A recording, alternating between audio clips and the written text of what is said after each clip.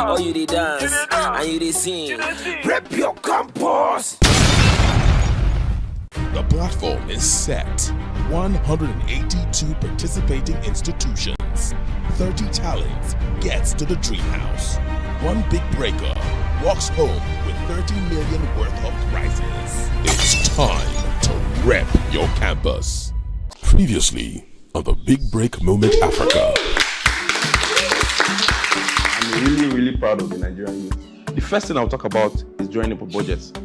In simple terms, I think someone can just give me what a budget means. A budget is a breakdown of expenditure and income. So it sets you. I'm happy about that. I'm going to give you guys a secret. It's called the eighth wonder of the world.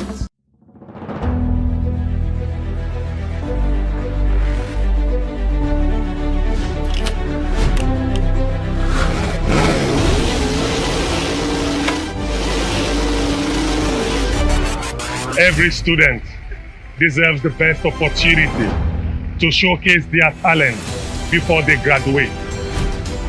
My name is Basi, and the Big Break Moment is here for you to explore your talent. It is time to rep your campus!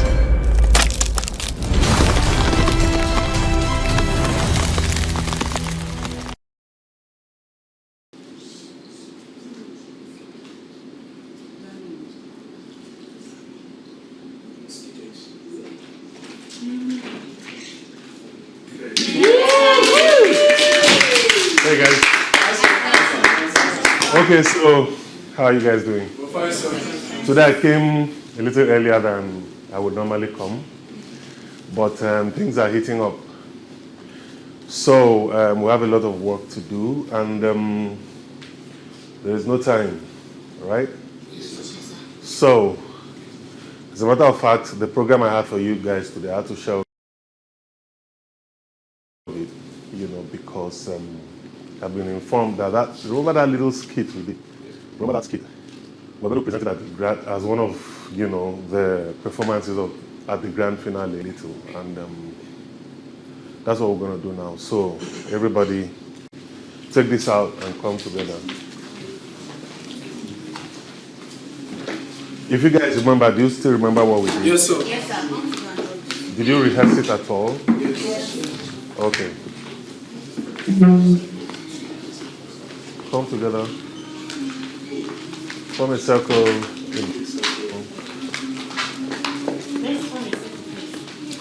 Form a circle, a big circle. Form a circle, a big circle. I didn't say a straight line. No.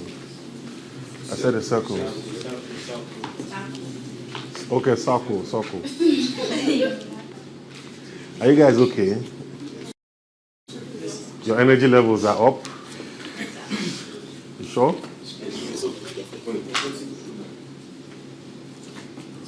So what have you guys been up to today? Okay? And it was good? You had a guest. Who? Say? Right. Okay, so breathe in, and breathe out. In, out. In, breathe out. Breathe in, hold, out. Jump 5 times.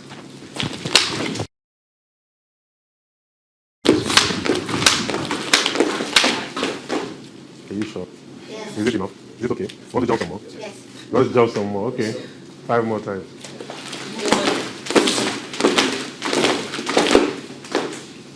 You didn't do your knee.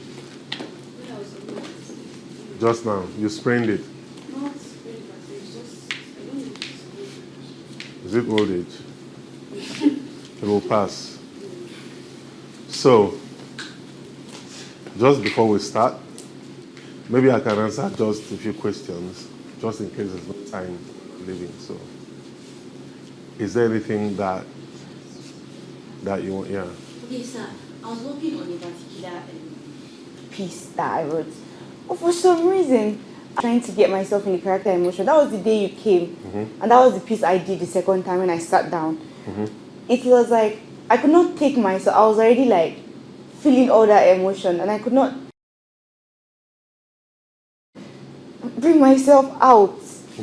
Like, I noticed that is something I find like difficult. So you don't bring yourself back to your living. Okay. But you eventually did. Yes. Because you eventually will. You know, but it's I think it's a good thing.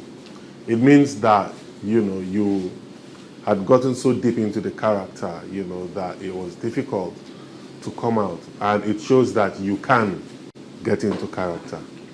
So if you ask me, it's a very good thing. Do you understand? You know, any other questions? Yes, sir. The last time we were asking questions about how our personal performance was, like, what went wrong, what did we do wrong, and how can we do better? From the last performance? Yes, from the last. My father's Yeah, my father called. And then he said, tell us our strengths and our weaknesses, something like that. What you need to work on. Okay. Well, I mean, as a blanket response, you all have to work on your character analysis. In fact, everybody does. Because characters will come, different characters will come as, you know, you progress. So you need to work on the technique first. That this is how you should approach a character. It's kind of like mathematics, where a formula is what you use to solve problems, that kind of thing. So there is a formula to it. There's what you call the Stanislavski.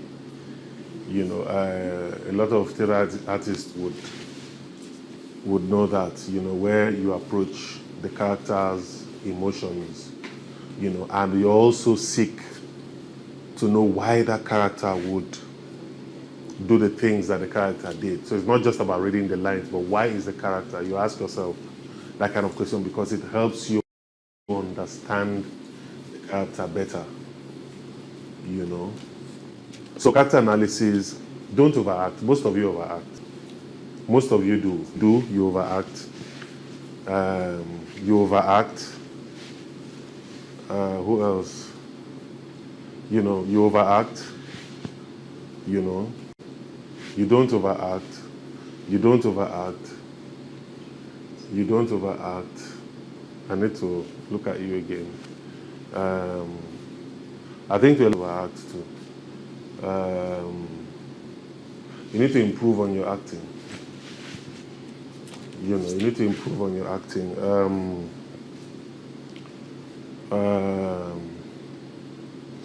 For what you did, I liked it, but I would like to see you in something, another garb, that kind of thing.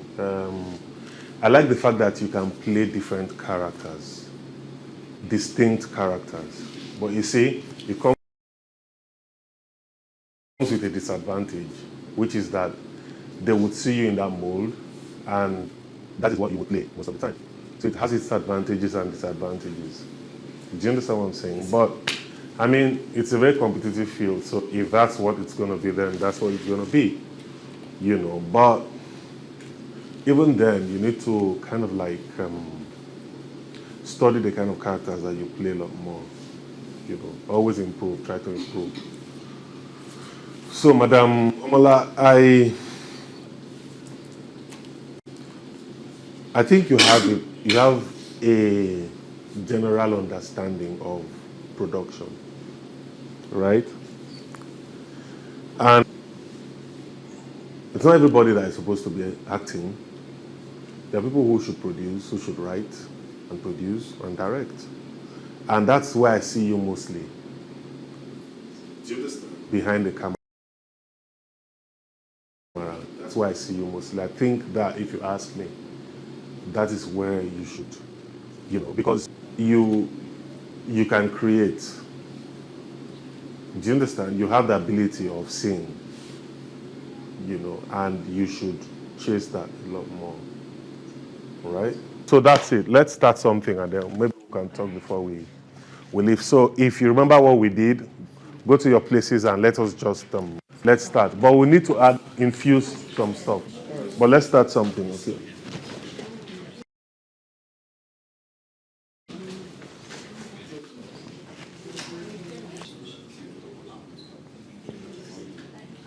All right, are we ready? 3, 2, 1, 0, and so you know your boundaries, right? Where are they? Where does the stage start? Where does it end? It starts From there and ends where? Ends there. Then here, all the way here. Okay, all right, let's go. Let's work on it. Action.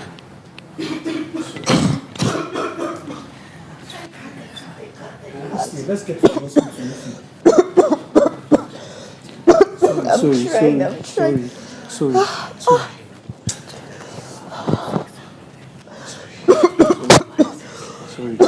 Just go there. Wait, what? I'm coming. Sorry, Nifi. Sorry.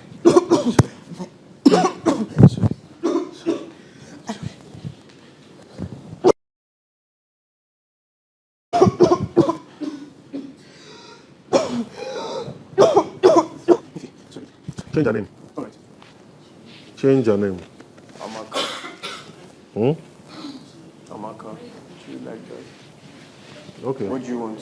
What name do you want? Precious, any name. Individual. That's my name. No. Before one. Change it. After this one. After this one. I don't want an English name. Give me another name. Dio. Exercise fine. Esosa.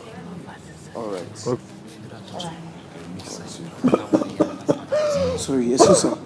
Esosa, sorry.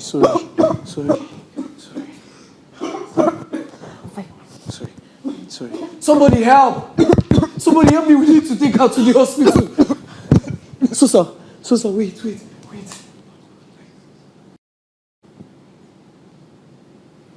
Esosa. Esosa,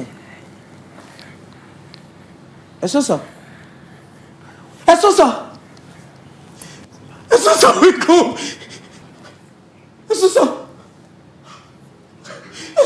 wake up! Esosa, don't leave me here! She got me.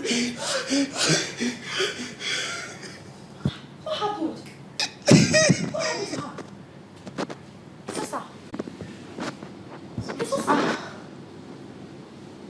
What I saw 2 days ago.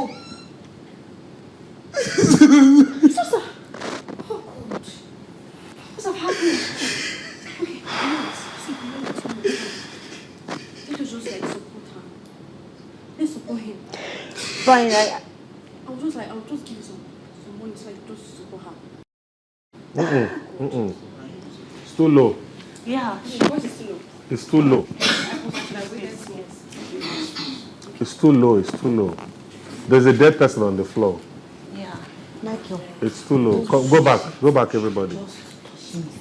Go back. Let your facial expression make it look. Go back to your places.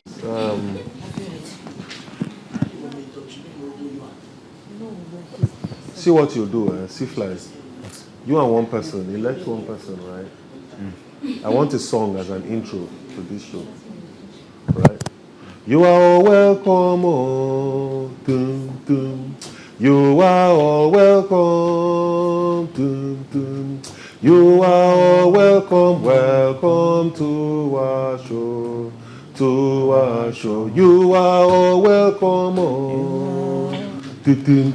You are all welcome, dum, dum. You are all welcome to our show. So we can sing that backstage as an intro, and then if I can have, I don't know, who said dance better? He dances better more. Sorry, dance better. Because you go enter. Ding, ding, ding, ding, ding. Tin, tin, tin, tin, tin, tin, tin, tin, tin, tin, pam, pam, maybe two people. You understand? So as that song they go, when I go dance through, pass, just cross, right? And then these people will come in. Okay. You understand, Ba? So practice that song. You are all welcome home. You are all welcome. You are all welcome. Welcome to our show. To our show. You are all welcome home. Dum, dum. You are all welcome. Dum, dum, dum.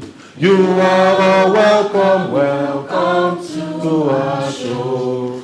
To our show. You are all welcome. Oh. Dum, dum, dum. You are all welcome. Dum, dum. You are all welcome. Welcome to our show. To our show.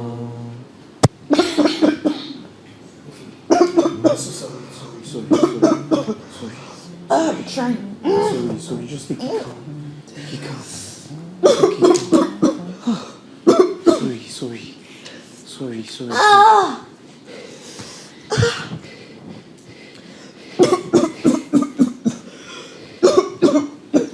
I'm fine.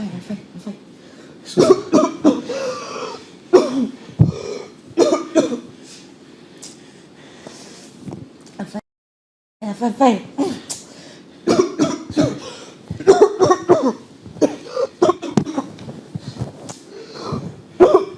Somebody help me! Somebody help! We need to take her to the hospital. Sosa, calm down. Sorry. Sosa.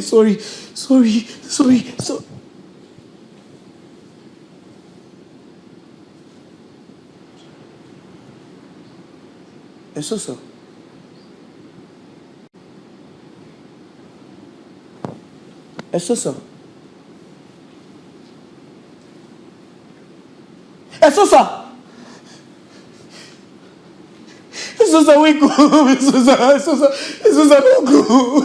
Sosa, you can't leave me here! Oh my God, what happened?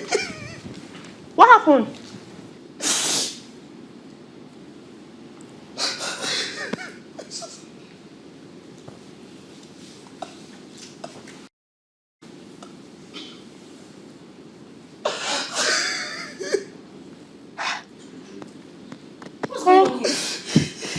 Don't cross.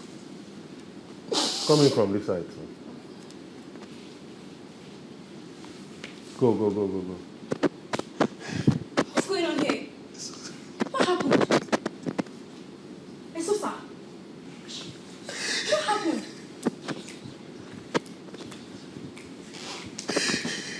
Esosa. Jesus. I saw her 2 days ago. Oh God. Esosa. Okay, pick it up. You know what? Angel, you know what? Let's just gather up money. It's not a movie, it's a stage play. We need to hear your voice. You know what, Angel? Let's gather money for the burial. Please. Not so for the burial. Okay, watch out. Let's gather up money for the Let's mortuary. put some money together and take her to the mortuary. We Let's can't put some leave her money here. together. Take her to the mortuary. She can't be here. No problem, I'll contribute. Hey! Oh God.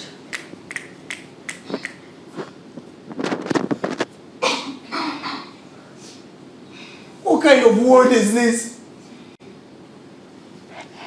What kind of world do we live in? When I needed money for our hospital bill, there was nobody coming through to help me. When I needed to send her to the hospital, there was nobody ready to pay the bills. Is that it? I'm supposed to take a line. Wait. Don't go off character. Stay in character. When I'm supposed to pay our hospital bill, there was nobody there to help me. But now that she's dead, everybody wants to contribute money for the mortuary.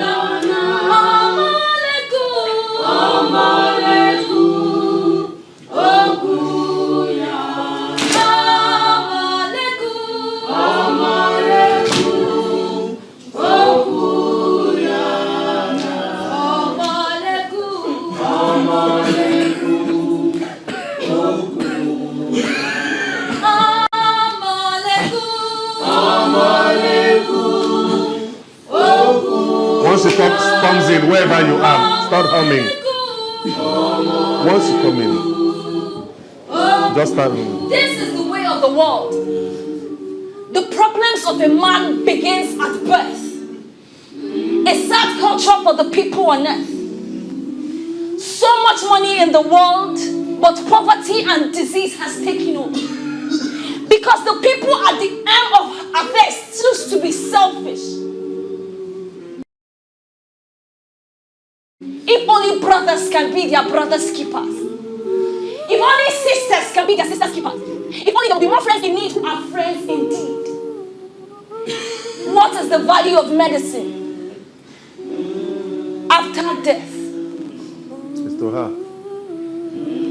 What is the value of health? No, go back. If only brothers can be their brothers' keepers. If only brothers can be their brothers' keepers. If only sisters can be their sisters' keeper. If only there will be more friends in need who are friends indeed. What is the value of health? Medicine. Huh? Medicine. Send it. Okay. Okay, continue. Sorry. What is the value of medicine when it comes after death?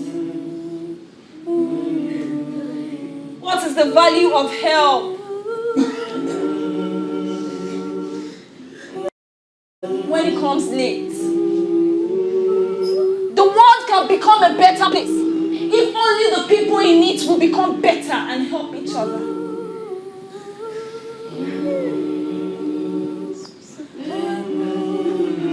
Better. Omaleku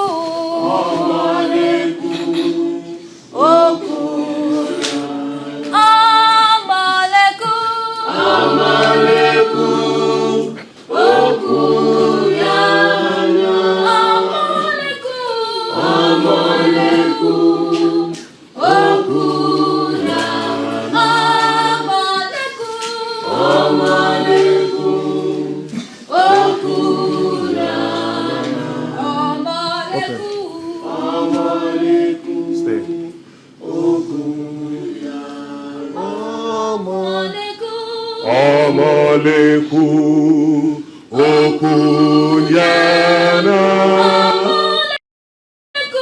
Omaleku okunyana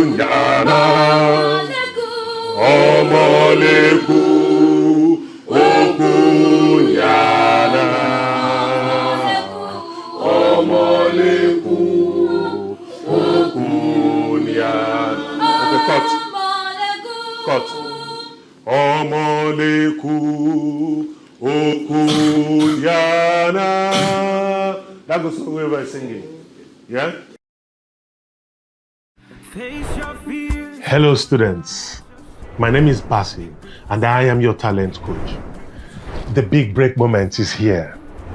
This book, The Big Break, Birth of a Star, is our talent Bible that will guide your experiences in the house. Visit our social media handles for more information. It is time to rep your campus. Shady act, or you dey dance, and you dey sing. Rep your campus.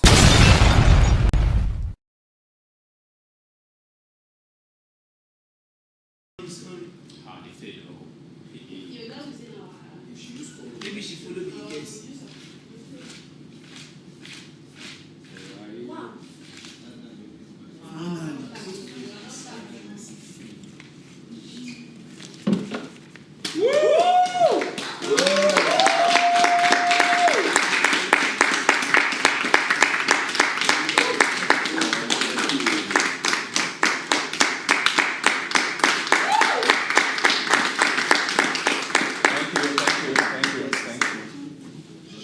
suppose I sit here, right? Here. Okay. Good afternoon. How's it going? Excited to meet you guys. Yeah. My name is Dr. Austin Nwaora. I'm the chairman of Swave Group. Swave Group comprises several companies. Primary among them is Swave Properties, Swave Construction, and Swave Enterprises.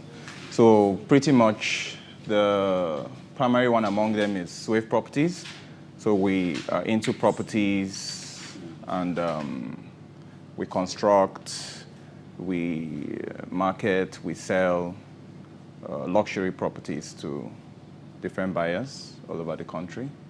And primarily we're based in Abuja for now.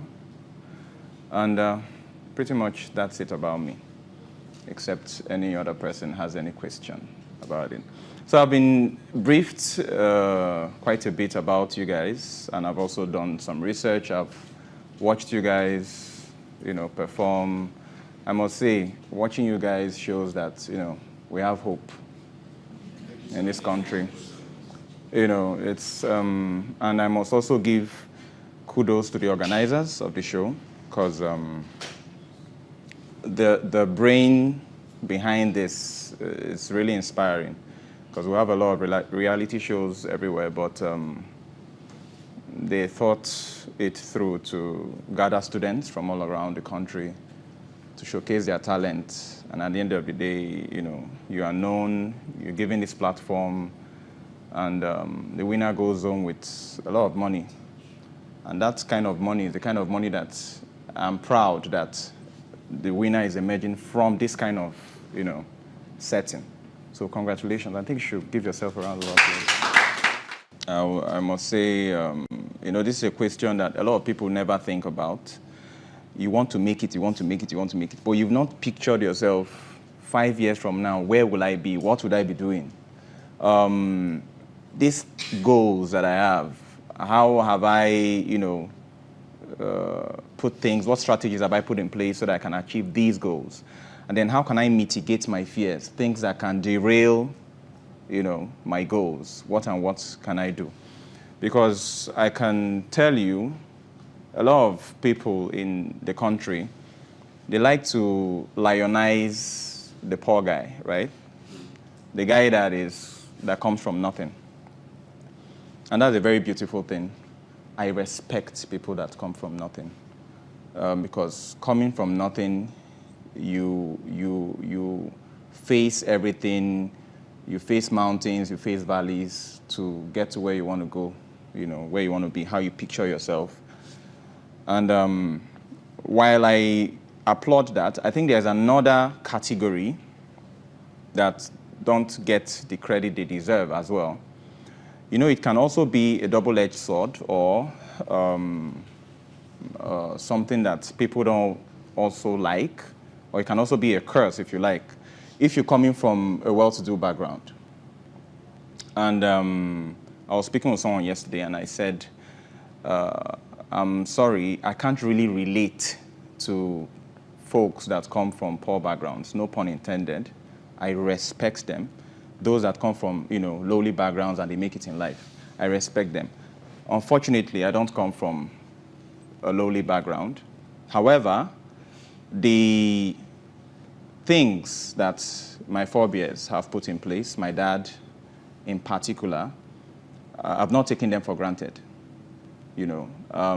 Because people like to say, you can be the person that will start generational wealth in your lineage, but they also forget you can be the useless person that ends generational wealth in your lineage as well.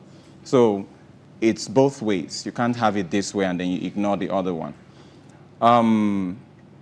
My dad put a lot of things in place. However, I was not a stupid person. There were a lot of opportunities I had to learn. I tell people, for example, when I was, I think, in level 300 in the University of Ibadan, I was given 7 million naira just like that. And I hadn't had a millionaire in my life before I got that money. And having been given that 7 million naira, this was far back in 2000 and X, I don't know. And it was big money for me. I hadn't seen that kind of money in my life. I hadn't seen 2 million, not even 1 million. And as you may guess, your boy squandered it all. You know, I squandered the living daylight out of the whole money. I kept telling myself, oh, it's just 2K, it's just 5K. The money kept going down until it finished, right? And while I had this money, my dad would always hail me, the millionaire, and I would be like, feeling myself. I didn't understand that it was sarcasm until the money finished. And when it finished, right, one day, I have a little bit of pride, so I had to ask him, can I get some XYZ? And he goes, do I look like an ATM machine? Now, that response, it cost something in me. I was like, whoa, okay, I need to understand that this money, number one, it doesn't come easy. I can't be stupid, you know. And then I had a rethink. It was a moment of metanoia for me. I started thinking, how do I make it? How do I push, you know? And I saw that, okay, real estate is a very nice sector to be in. Trust me, I'm not trying to be chauvinistic, right? Real estate is actually one of the, if not the best line of business you can enter. Now, it requires a lot of capital. It requires a lot of mental fortitude. But you know, you mustn't go into real estate. However, if you do want to go into real estate, there are different ways you can go into real estate. One of which is a tried and trusted broker thing. You can become a real estate agent. You network. You market houses.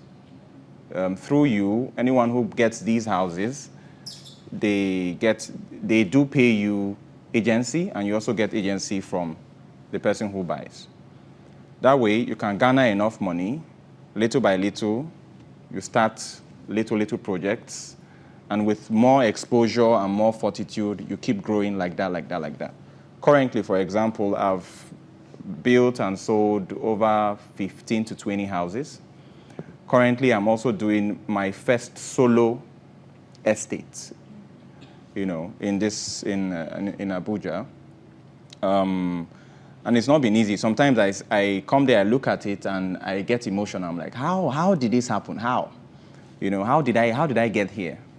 And then I think back, and I'm like, okay, I'm not perfect, but there were things that I had to set in place. One of them is discipline.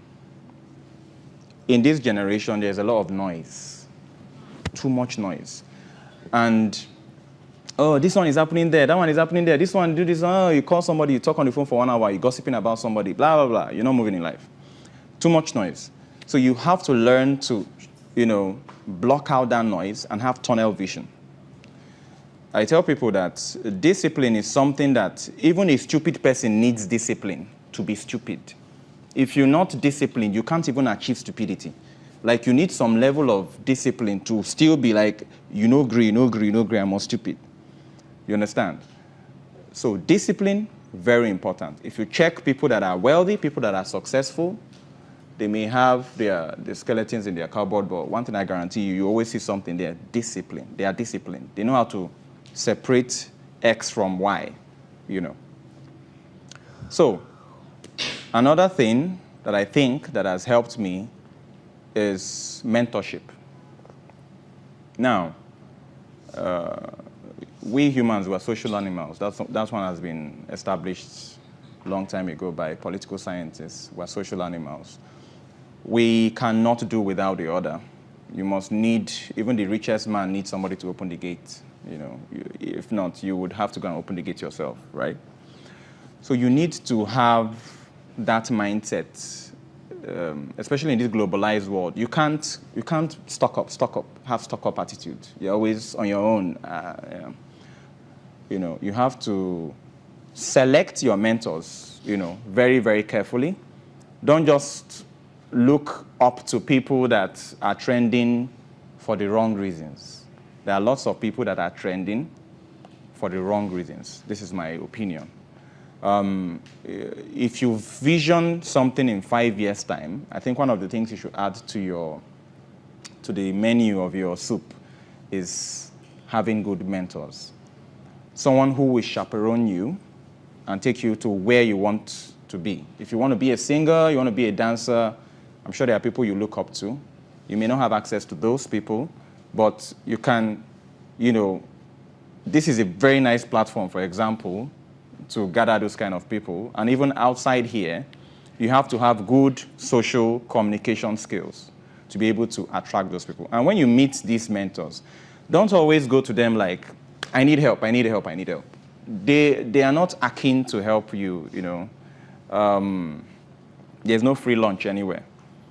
I tell people, when you want to meet people that you feel that, okay, this person can be a good mentor to me or for me, you have to offer them something that is of value to them.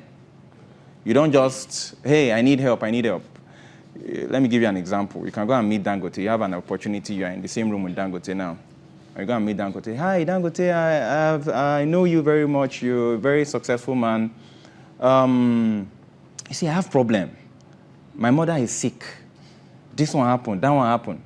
You get me? And then you tell him all these things. He says, okay. He's trying to be polite, right? So he said, okay. Let my PA have your number. Don't worry, call me anytime. I guarantee you will call him 100 times. He won't pick your call. He's probably saved your name as beggar. Do you get me? However, another scenario, you can meet Dangote. Like, hello, Mr. Dangote. Nice to meet you, sir. Nice evening, isn't it? Okay. There's this opportunity, I think, you can gain from. Now, that piques his interest. It's not about you. It's about what he can get. Because human beings are also selfish by nature. So everybody is trying to get what they can get.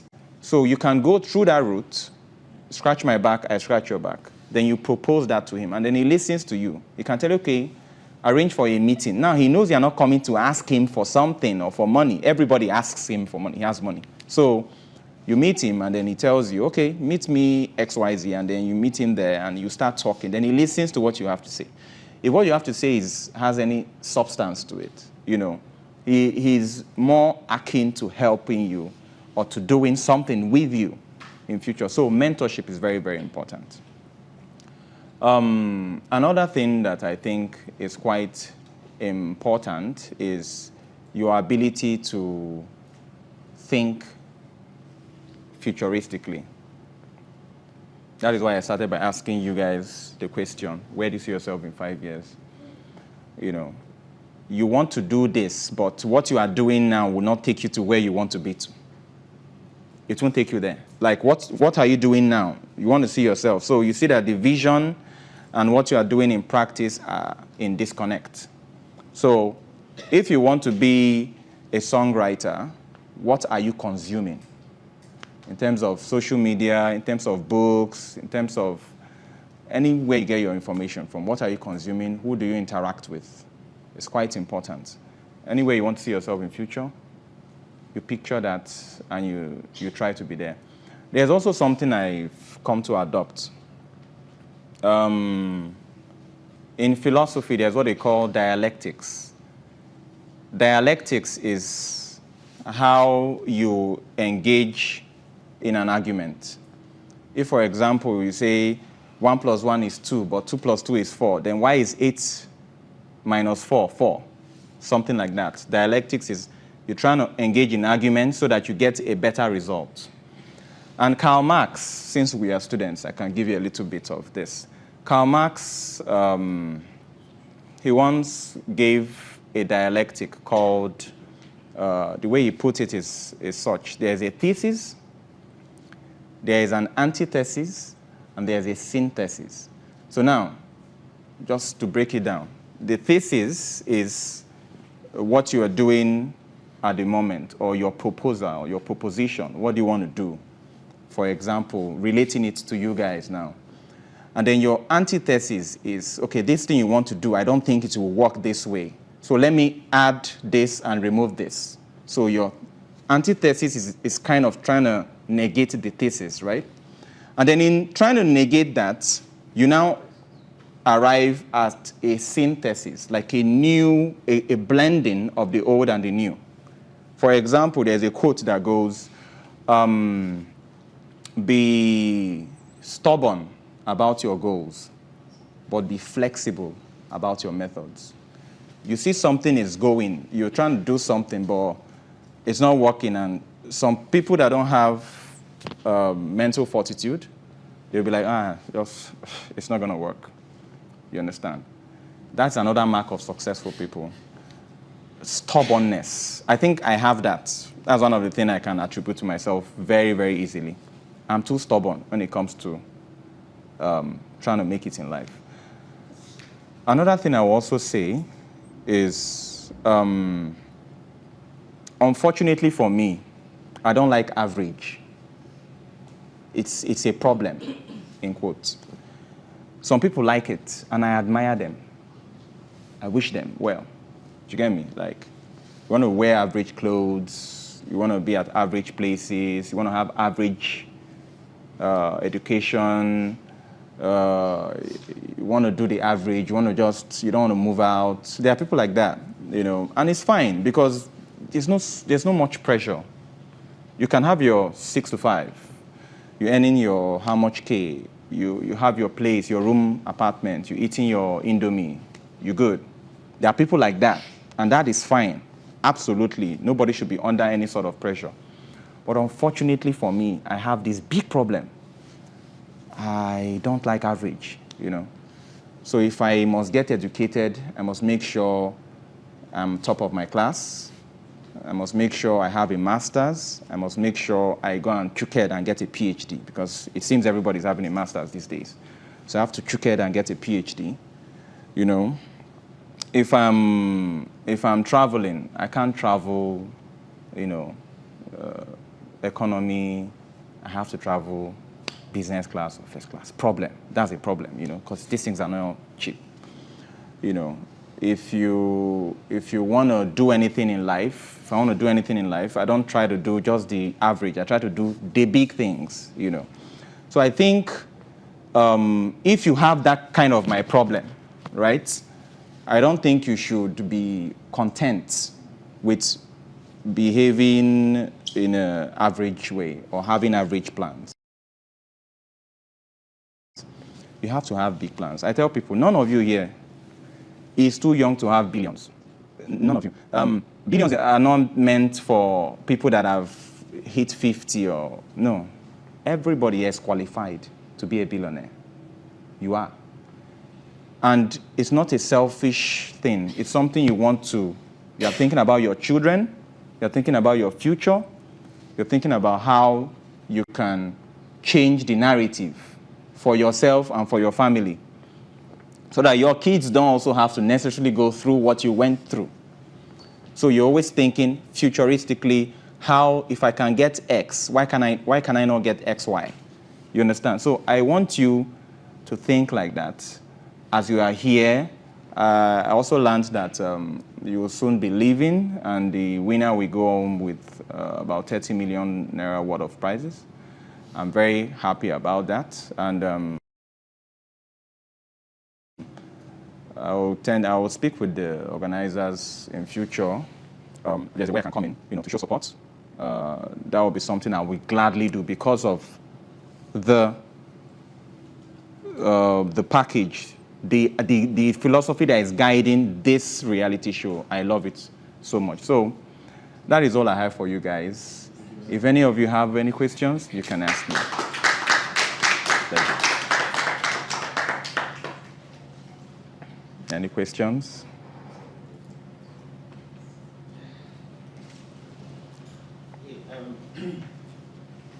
For someone who wants to venture into real estate, yeah, and doesn't have that much capital yet, what do you advise to that individual or that group of people on things to do so that they can be able to meet up? Okay, that's a very good question. Real estate, as I said before, is something that requires capital. However, it's a very dynamic field. One of the ways you can generate capital, in fact, the most practical way to generate capital is through brokering. Yeah, through brokering. Real estate agent, you understand? Let's say, let me give you an example.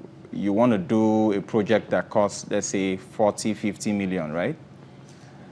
And we're in 2024, you don't have that money. What you can do is that you start attempting to broker. It's not easy, but it's a starting point. X person has a property worth 500 million. The agency for that is about 4 to 5%. If you get that 4 to 5%, you get that money. You don't squander it, of course. You keep it, or you invest it, or you put it in a fixed deposit. And then you try to get another one. Even if it's one you do in a year, that is good capital, generated ex nihilo, generated out of nothing, right? So when you have that, you keep gathering and gathering and gathering till you're able to break out. That is one of the easiest ways. I know a couple people who have done that, like zero, and then they just started brokering, especially in hotspot cities like Lagos, Abuja, Port Harcourt. So I think that's one of the ways you can break into that. So, Thank you. Yeah. You mentioned something about investment, and you just mentioned investment now. So what would you say is the best way to invest? Invest in like particulars. Can I get more specifics? Money. Invest. Yes, of course, money, but like specifics. Invest. Just invest. Yes. Okay. It depends on what you are doing. For example, my purview is real estate. It's a place, or it's a sector that you are guaranteed you invest your money will not get missing. A lot of people, youths, end up in all these betting moments, all this betting, etc. And it's fine, it's good for the owners of those business, but I don't particularly subscribe to it. You can make money from it.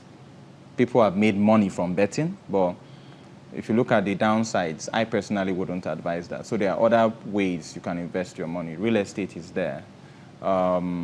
Investing in yourself is also there.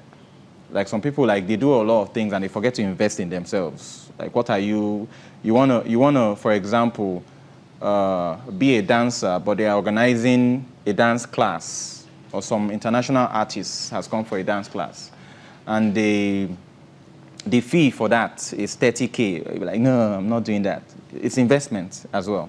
So there are different ways you can invest, you know. Just make sure that you are properly guided. You are not in a rush. That's another thing. I need to almost see this guy, look how the car is driving, I need to be there. It's very flashy when you look at people's lives. But when they tell you what they do, you know, both the nefarious and the, you know, non-nefarious, you'll be wondering, okay, is this what I really want to do? Am I up for it? You know? So I think that's another way. Okay. So, yeah. So what's your own take on getting a loan to start up a real estate business? Do you think it's advisable, or you should just do some other things? Oh, okay. It depends. If you're just starting, right? I wouldn't advise you get a loan. I would advise you go through the route of brokering. You can do brokering, get some money, your seed money first. Get experience, garner experience, very important. If you don't have experience, you will be shooting blanks. You will not know what you're doing. So if you, at that point, get loan, you will be in serious trouble. For example, you want to do a project of 100 million. You've not seen 20 million before in your life, and then you get a loan of 50 million. The likelihood of utilizing that 50 million well will be very difficult because you've not handled that kind of money before. You understand? So I wouldn't advise it if you're just starting. However, those who are established, everybody takes loan. Dangote takes loan. Everybody you know takes loan, you know. So I think it depends. You want to ask? Okay. So you said be stubborn about your goals and flexible about your methods. I don't completely understand what you mean. I don't know if you can like give an example of what you're trying to say, because I understand that you have to like be stubborn to be able to get your goals, but sometimes in the course of being flexible, some people like do it the wrong way. So I don't know if you can like explain or give an example. Sure. Good question as well. I think what I mean by that is, for example, let's use brokering. You've heard this brokering from this guy that came to give you guys, see you guys, and then you leave the house and you're trying to broker in and it's not working. 1 week, first week, second week, third week. 6 months after the brokering, you've not hit one deal. This guy is scammed also. This guy doesn't know what he's saying. However, you want to generate money, right, to do something. You can give up. That's the easiest thing to do. You give up and be like, this is not working, right? And then, or you can keep going at it, keep making more connections, keep doing more networking.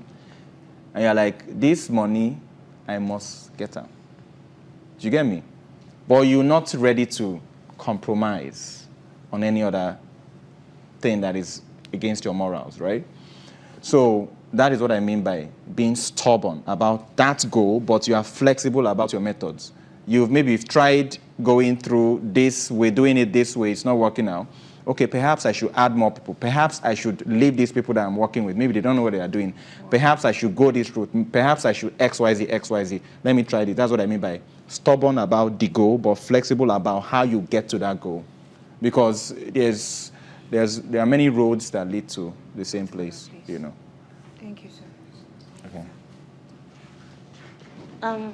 Real estate and shares are something I want to go into in future. So as someone that is experienced in real estate, what are the mistakes you think a newbies like me might likely face when I go into real estate? Okay. Unfortunately, how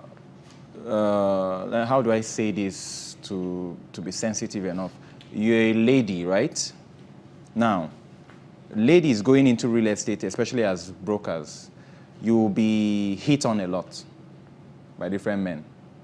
I've had an instance where a potential buyer told the agent that, okay, for me to get this property, I have to sleep with you. If I don't sleep with you, I'm not getting this property. That's one of the unique sui generis thing you can face as a woman. Another one is what we just discussed about. You're trying to do something, but it's not working out. It's a sector that needs patience. Any established real estate person you see, you know, none of them does it without patience. If you don't have patience, you can't do it, right? And it's one of the hardest things to have, patience.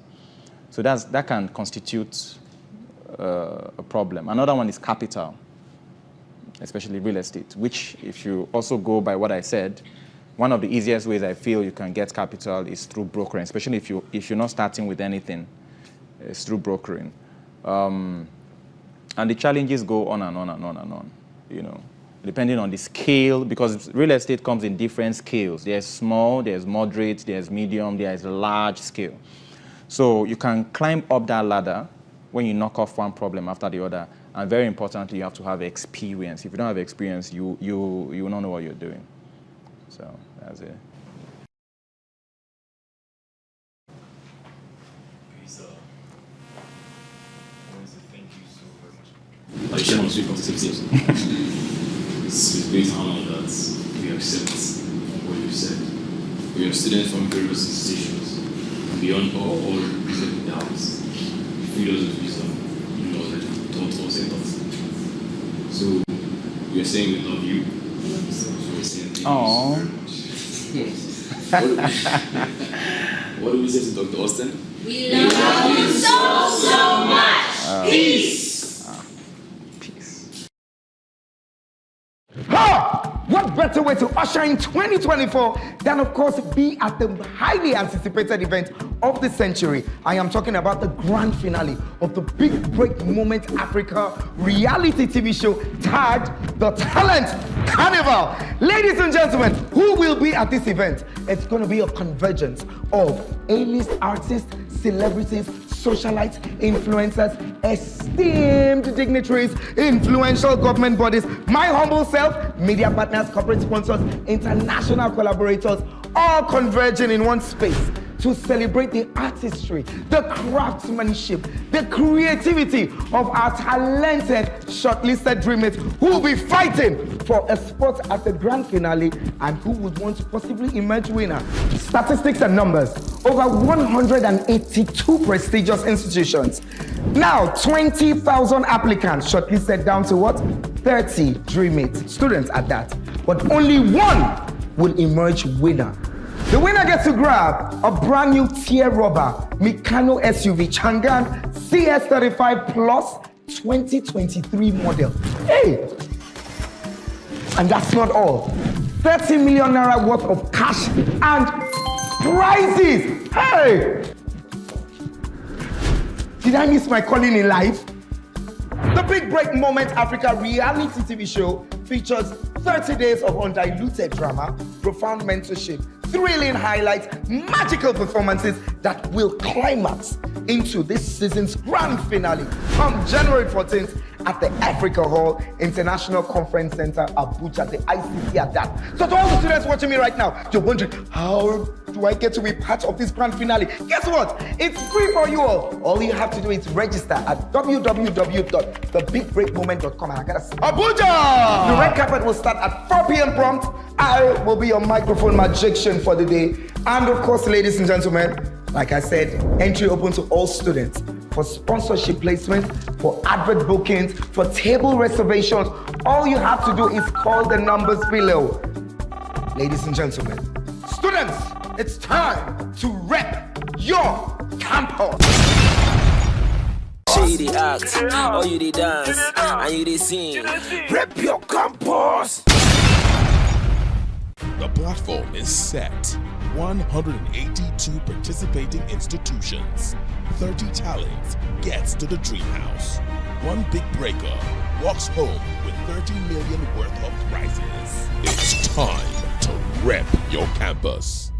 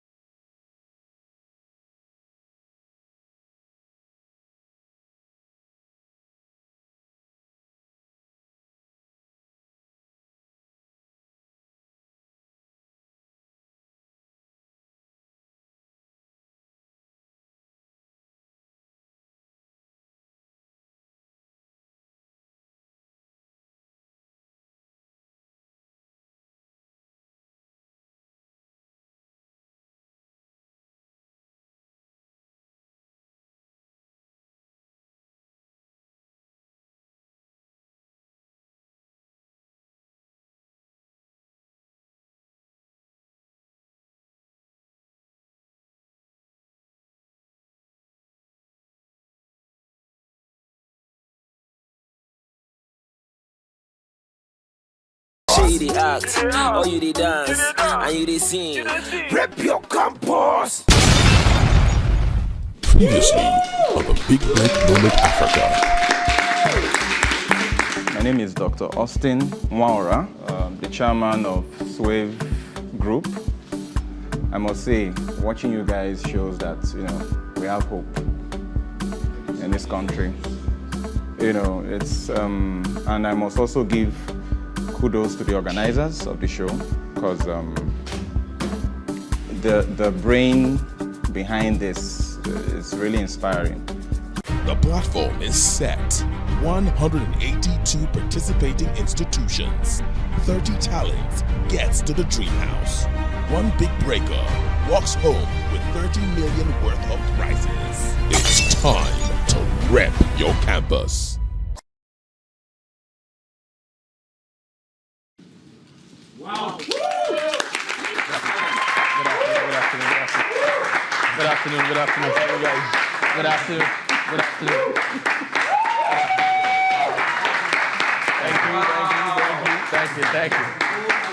Thank you. Good afternoon.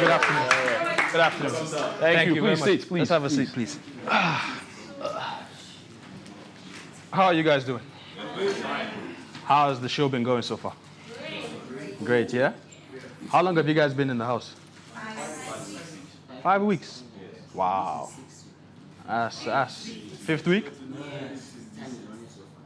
Is running too fast? It's so slow, actually. Wait, is it fast or is it slow? Because it seems like you guys are enjoying yourselves. At some point, you want to know what is happening. The next minute, you don't know it. There's no time, yeah. Yeah, but the challenge is good. You guys are having fun, right? Yeah. All right, that's good. So, who here has heard about Meccano before? I believe Meccano is a household name. Because if you guys have a generator in your house, then it's probably Meccano. If any of you guys are driving on the road, you see Meccano police stand. Yes. Oh, yes. Yes. And does anybody know how old Meccano is? Who wants to guess? Close, almost.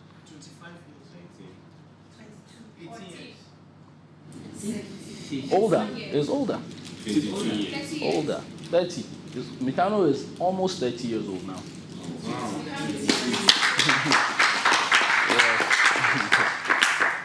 And we try our best to not just be a power provider. Do you guys know what else Meccano does besides providing power? Have you guys ever seen Meccano Motors? Yes. Meccano Motors. Have you guys heard of Meccano Medical or Afri Medical? All right, how about Meccano Food? Meccano Food. Yeah. So you guys will be surprised to hear that we're not just providing power. Because right now, I believe if Meccano was a person, it would be a Nigerian citizen. So we try to provide solutions for every aspect of life. And besides the power, the thing that is most eye-catching for our customers is the cars. Who's driven a Meccano car before? Very soon. Hopefully. So, my name is Siam Abdulkader. I'm the National Operations Manager for Meccano Motors. And who said we were twins? Someone said, are we twins? We are actually brothers. This is my brother, Monaj Abdulkader. Nice and to meet you guys. he's in the supply chain for Meccano International, so part of the supply chain department. And today, they asked us to come in here just to meet you guys, talk about how you guys are going through the house. Are you enjoying it? Like your future goals, your plans and whatnot. And to also share some of our experiences with you guys. And one thing that Meccano prides itself, as we all know, is youth empowerment. So even, for example, the two of us, we started at Meccano through NYSC, and then we were retained afterwards. And that's how we continued through the ranks. So one thing that Meccano does, it always tries to provide opportunities for young people, whether through job offerings or in terms of whenever you have an event such as Big Break Moment and they know it has something to do with empowering the youth, we make sure that we try to provide support and ensure that we do the best we can. Because one thing that we know is we are the future of this country, right? So making sure we all have a platform, we all have the space to thrive, to do the best we can, to show our abilities, show our skills, it's critical in this time. So that's one thing that we are very proud of, and we hope you continue to take this opportunity as serious as you can, do the best you can, make the most out of it, because as you know, there's a lot of opportunities that come out of Big Break Moment, but at the same time, you also know that at the end of this show, there's a car somewhere, brand new car somewhere outside waiting for one of you guys. So we wish you the best of luck. We hope you have the best careers, whether it's from here or outside of here, of course. And we are hoping that we will see you all in the future at grand stages in your life. Okay? So now I'm just going to open the floor to some questions that you might have, and we'll see what we can answer. Go on. Yes. So, sir, when you were speaking, I heard you say something about something as much as the people also dive into the youths, more like such as this now. Now, apart from like a show like Big Break Moment Africa, what other kind of corporate social responsibilities that the company Meccano does for the youths? That's a good question. That's a good question. So apart from something like this now, one thing Meccano provides is we provide a lot of internship and technical training programs within our different divisions. So we have one with our power division where we have interns come in, understand how we assemble some of our engines, our generators. We have that in our steel factory as well, because we have steel fabrication. And we also provide, like I said, once you have an opportunity to apply based on your degree, if you go through NYSC and you want to be posted at Meccano, it's an opportunity that is open if someone is looking for it. So we go through different avenues, but mainly apart from sponsoring events like this, it's our internship and training programs that we have across our different divisions. And I believe some of you here are engineering students. I'm a management student, so... Management. Yeah. Yeah. So you see, most of the time, engineering students have an interest in coupling engines. So that is one thing that is very easy for us to do. We will have a few applications and we'll take as much as we can every year, or let's say every 6 months, because as an intern, you can't be there for over 6 months because your school needs you. So we give them the platform to make mistakes early, and then they learn. So one thing that you guys should try to do is learn from somebody else's mistake. That way, you don't have to make the same mistake when it matters. Okay. So, any other questions? Yes. Sir, when you were speaking, you mentioned opportunities in Meccano. So I wanted to ask, what are the opportunities for our career growth in Meccano? So if you look at our marketing department, for example, we not only have, we have all different types when it comes to, like, somebody mentioned the 2D, 3D animator, right? If you are a spoken word, I believe, yes. So we push a lot into our social media and we refer to it as new generation marketing, right? Where you kind of go outside the normal billboards and you go outside the normal OOH and you try to do as much as you can to engage as many people as you can on social media. So with this platform, it allows a lot of young people to thrive, because now we know that the internet is a massive, massive opportunity. There's so much untapped potential of what people can achieve. So we believe that the more we can provide platforms there for young people, the more we can achieve, and they can even bring innovative ideas that we currently don't even know of, right? Different ways to push your products, different ways to help your customers, different ways to show what you're providing to the economy. So there's so much potential there, and whenever we see talent, and talent has something to offer, even if it's not readily available and they promote it or they push it to us, it's something that's always highly welcomed. And if I may add, most of the older generation believe social media is easy. But as you guys know, social media is not easy. So that is one advantage that you guys have now. because it is actually, even if it's not easy for you, you guys have the ability to execute it successfully. So you'll always have an advantage there. So making sure you stay focused on where you have an advantage. If you focus on your advantage, then the market is all yours. So just take advantage of it. Go on. So while you were sharing aspect of things the Mikano brand does, I wanted to know if there are any one or two or three barely known facts that, because it's one thing to ask and I say, okay, I heard about Mikano and this, and then you cannot say things you know about. So I don't think there are two or three facts, barely known facts that we can. Okay. I think the first one would be the fact that within Meccano, we are very well known for our power generation, but not everyone knows about our other divisions like Meccano Foods, as we discussed, and Meccano Medical. And Meccano Medical, so what that means is we produce medical equipment. We have a factory in Ogun State, it's called Karame City, where we have 8 warehouses, and each warehouse is for a specific division. And at that medical, we produce medical syringes, we produce face masks, we produce, what was it again? The sterilization machines. We have a drip as well. So yeah, including the sterilization machine. Mm-hmm. So the medical factory is a big investment for not just Meccano, but for West Africa. Because right now, we import everything medical as a country. And I don't know if you guys are aware, there's no dollars in the country.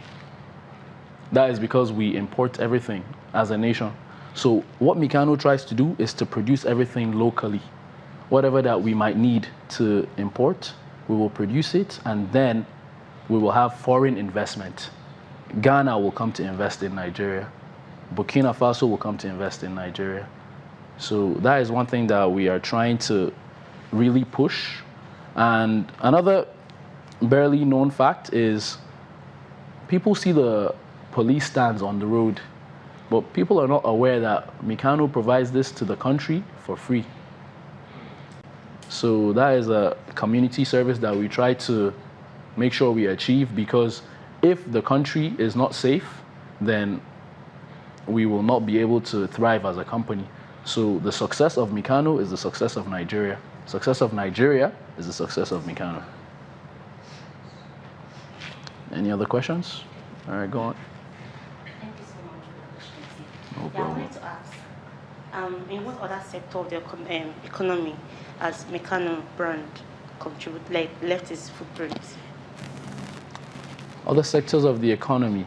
So as a 30-year-old company, a lot of the things that we, for example now, there's a few projects that we don't try to sell power directly. We will give power for free. But people are not aware of that. So for example now, if there's going to be let's say there's going to be a conference in the National Assembly now, they will need power. Meccano will provide rental generators. People think we only sell generators, but we provide rental generators.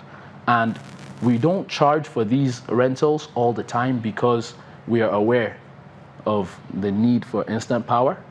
And if we try to charge, then there might be a delay and there will be a snowball effect of negativity.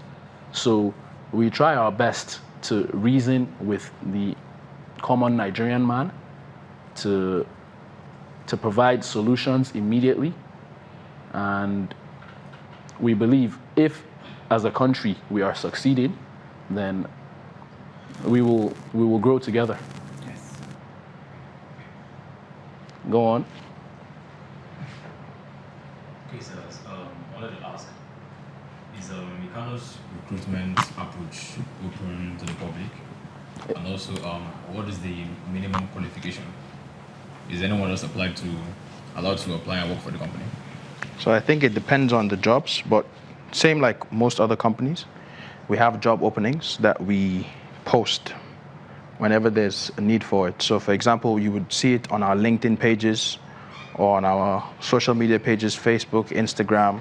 We post it on Twitter, wherever it's available, wherever we know we will get the right candidates. So depends on the role that is being recruited for. But whenever there's a need for it, there's always the postings. So whenever you guys have a chance, if you know anyone who's interested, if you are interested yourselves, all you have to do is just go through those pages, keep an eye on it. Whenever there's anything that comes up, it will be posted. And then the requirements for each role will be written there. No worries, thank you. Any other questions?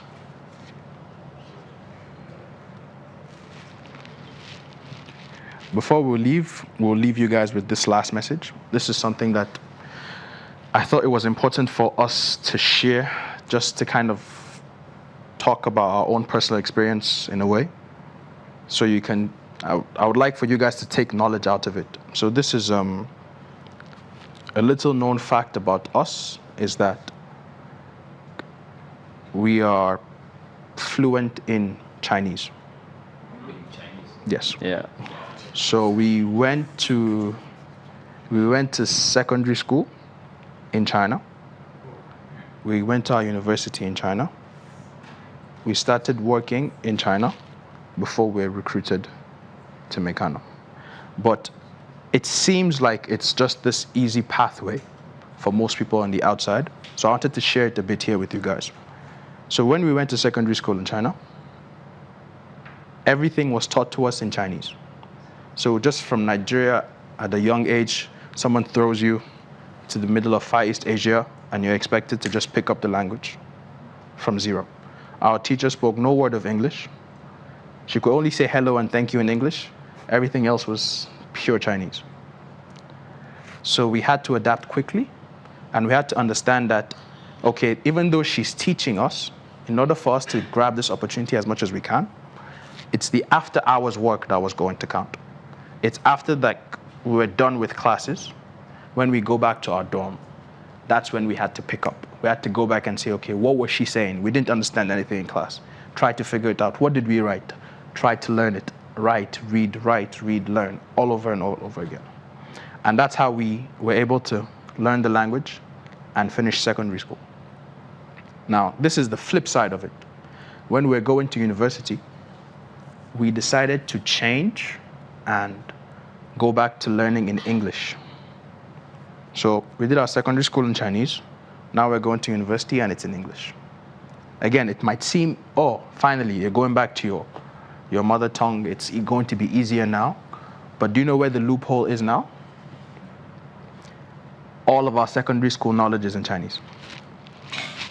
So we have no idea what's happening when we get to university all over again. Right? So in our first year in university, when all of our classmates are saying, oh no, this is easy, we did it in secondary school, we're both confused because we don't know what's happening, and it seems difficult again. So again, taking on that challenge, instead of, complaining or moaning, we understand it's still an opportunity. And the opportunity here is, as we're trying to understand what's happening in university, we now need to go back and pick up on what we didn't get in secondary school and convert it to English. So whatever we learned in secondary school in Chinese that we were not quite understanding now, we had to relearn it back again in English. And again, there was nobody who forced us to do it. There was no one who asked us to do it. There was nobody there to kind of hold our hands or show us what to do. It was a very peculiar situation. It was very specific to us. So we had to do it by ourselves. We had to pave the road by ourselves. We have to pave the path ourselves. We have to understand, okay, in order for me to now catch up again and to continue, or if I want to thrive, I need to do this extra work again. So the key thing with these two things is, whatever your situation, whatever this condition, try as much as possible to focus on your growth, right? Results come and go. You can win here, you can lose here, it's fine.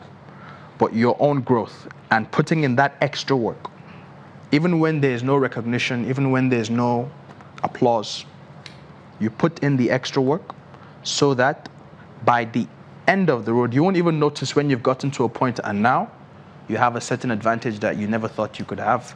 And you think it's normal, but a lot of people around you also still don't. Right? But it comes from within. It requires you to dig deep and understand that, okay, if I want to achieve something special, if I want to do something special, something unique, it's rare that I'm going to find someone holding my hands telling me what to do. A lot of those times you have to figure it out yourself, dig deep, and take that extra mile. Work a bit extra hard. Okay? You guys need to realize that if something seems easy, then you're probably not going to grow from it. So try to put yourselves in uncomfortable situations. As you're young now, you can afford to make mistakes. You can afford to fail. Failure is not the end of the road. It's okay, fail once, fail twice. The third time you're going to win. So try to make your mistakes early, put yourselves in uncomfortable situations, and you're going to grow from it. If you see that something is too easy for you, try to challenge yourself a little bit. Make sure that you're always challenging yourself. That way you're always growing. Once something that you used to find easy, or something you used to find difficult is easy for you now, then increase the difficulty level. Put yourselves in uncomfortable situations. You're going to grow from it. All right. Guys, thank you very much for your time. We appreciate it. Thank you, guys. Thank you. And we hope to see you at the end of the show. I want to wish all of you guys luck. We love you so much. Thank you. Thank you. Thank you, guys. Thank you. Thank you. Thank you. Have a good one. Thank you very much. Thank you, guys.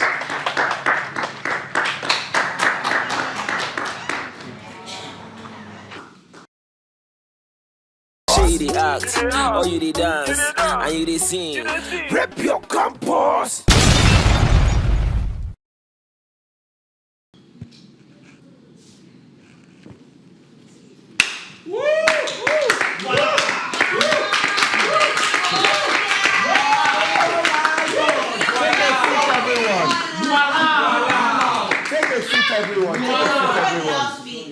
All right. I do not come bearing good news this time around. This visit of mine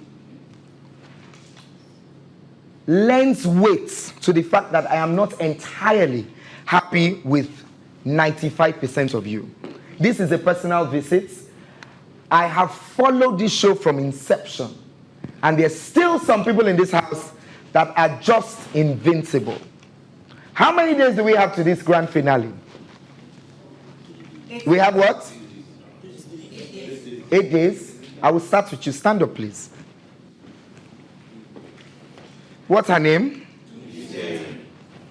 How often has she been involved in group tasks? How involved has she been in team sessions and teamwork? And do you all believe that she deserves a place in the grand finale? Before you answer that, I'll throw that to you, my darling. I am not 110% happy with you. I'll be very candid. You see, you're one of the people who I'd always looked out for because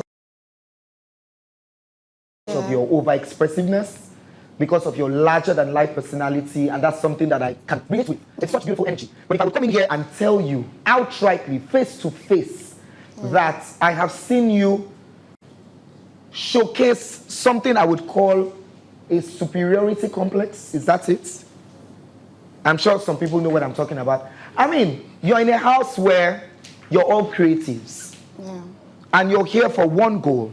What did you all start with when you started? You said what? Eyes on what? Eyes on the goal. But somehow, somewhat, your eyes have strayed away from the goal. Is it that you lost the dynamics that were originally here with you, or you've lost your close friends? Because for some reason, even the guests who come in here have complained about you. Yes. When there is supposed to be a group presentation, you single yourself out. It's either you think you're better than everybody here, or you think that you don't even need to be here. So do we make this easy for you and say, okay, take a quick exit and let the people who want this fight for it. I hope I'm making sense. Yeah. Yes, and I would allow you talk. You know, and for someone who has played out the layers to you, you have showcased, you came in as an actor, right? Yes. Then you showcased your rap side, you showcased your dance side, you showcased your, you know, the layers to you. And then all of a sudden, you just cower up into a shell and you feel like it's like a superiority complex, as I said earlier. Tonight, we'll decide who's going to go to not only the dislodgement on Sunday, but even the grand finale, because from watching this show, we have decided that we're going to take half of you out on Sunday. I'm sorry, but yes. Because a lot of you in this house presently that have not only forgotten the reason why you're here, but you have also decided not to even showcase what brought you here in the first place. Some of you are even hiding under the umbrella of others. Some of you are just playing around like this is some kumbaya. And it even hurts me to see that. Because for you to have gotten here, we all saw something in you individually. Do you think that we just have guests come in here and talk to you and whatnot? It's about the experience, as I've always said to you. So, Terry, what is the problem exactly? So for me, I've spoken to some of the housemates and I said, I feel like when there is like task giving, I'm the kind of person that always try to always be yes, me. But like I said one time, I was in a group with the Gold Bear and I said, for the first time, I want to actually let others speak and just be a partaker of it. And that was, I spoke to a couple of the dream mates and I was like, I want to learn to understand them. So I want to actually know and listen. I must not always be the one to speak. I want to hear others. And I mentioned something that I remember at the time Karen was talking, like I always mention that, and I shut her up without even knowing. So it means I don't listen often. So for me, I just felt like I need to bring a new part of me that I don't have, to accept others, sometimes take criticism. Okay, if Terry, don't do this, all right, let someone else handle it and be more open to them. So that was where it was coming from me. And sometimes I feel like when I do that, I feel like most of them here, in terms of age, and I believe age is not in numbers. So sometimes I listen to people like C-Fly, I listen to what they have to say and like, okay, calm down, let other people feel the feel. So for me, it's just like, I think even one of the time Bianca came, I said something when I was standing, and I was like, when we come out and become ambassadors of the Big Break, I want to have an opportunity to, while I push what I have in mind for the Big Break, when maybe one thing or the other, and I get to look for sponsors, I want it to be something that I can reach out to them without feeling a certain way. I can actually reach out to them. So are you creating that atmosphere that when the show ends, you feel like even if you reach out to the others, they would also want to be reached? Because from what I've heard, you have said things like, you know, some of the people in here are children, some people like, you know, are not on your level. I'm not throwing you under the bus here, but let's be factual, you know, because I'm coming for everyone here today. Yeah. So don't think I am trying to sugarcoat anything. This is a quick reminder that Sunday is dislodgement and we have the grand finale. And some of you are still here. Even as I'm talking, some people are trying to sleep. And I have the power to even get you out this minute. Because I have followed this show from inception, as I've said. I am not just here in capacity of a host, but I am here because we are following this show through to the very end. This is not a reality show that we just throw you out there and then we're preparing for the next season. Nah. This is edutainment oriented. Every single person will be worked with. That's after the grand finale. There is the power of follow-up. There is the power of feedback. What are you bringing to the table, really? Yes, I commented some people the last time I was here that, yes, you guys have grown in leaps and bounds because we have seen growth. Yeah. And we have seen what you brought to the show. Sit. I'll come back to you in a minute.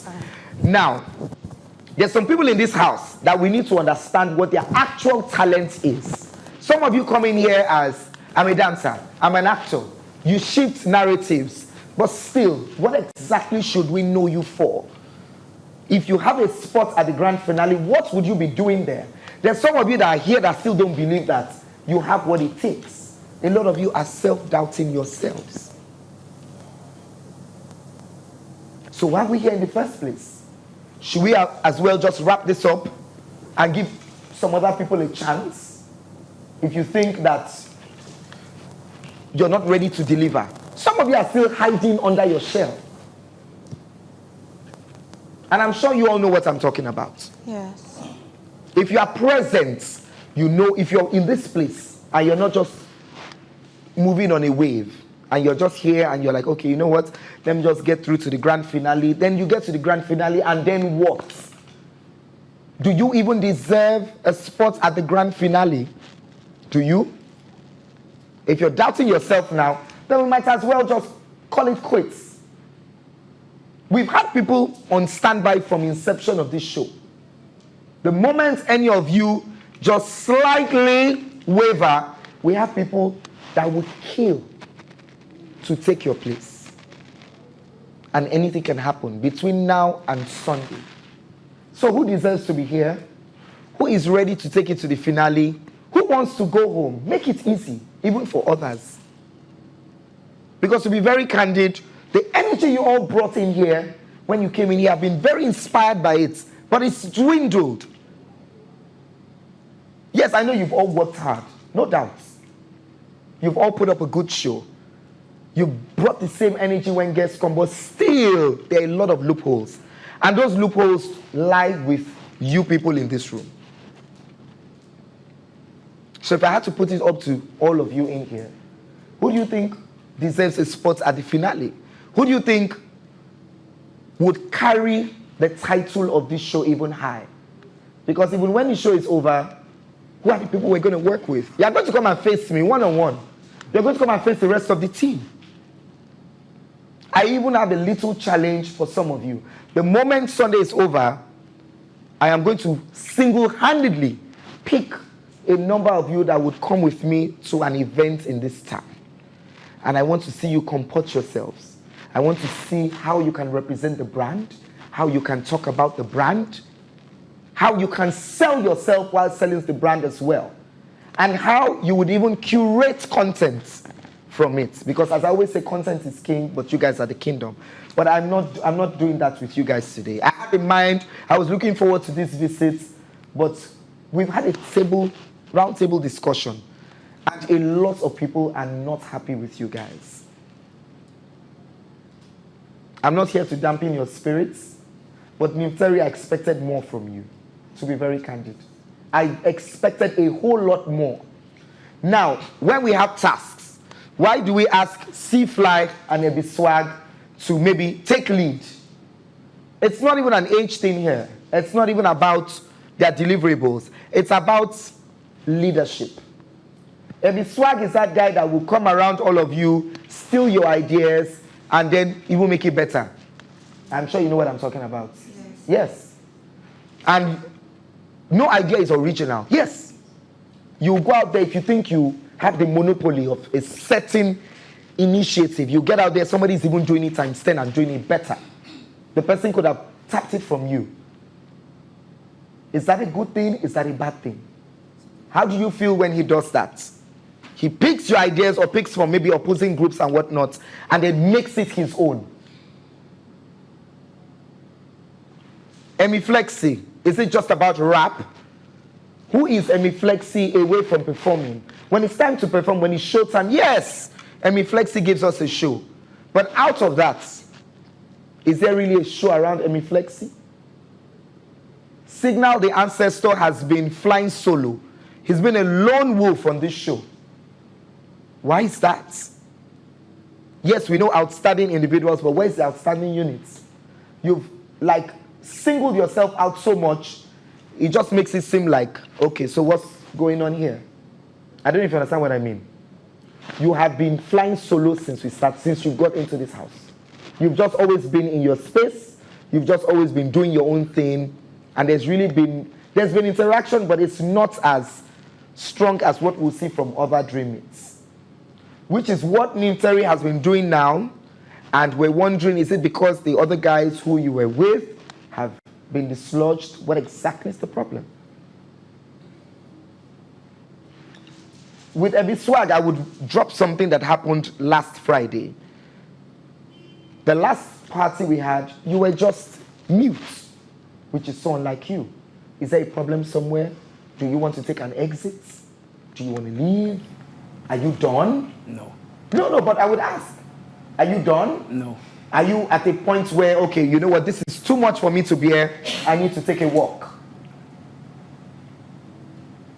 Graham, on the other hand, would you say you've been consistent whilst you've been on this show?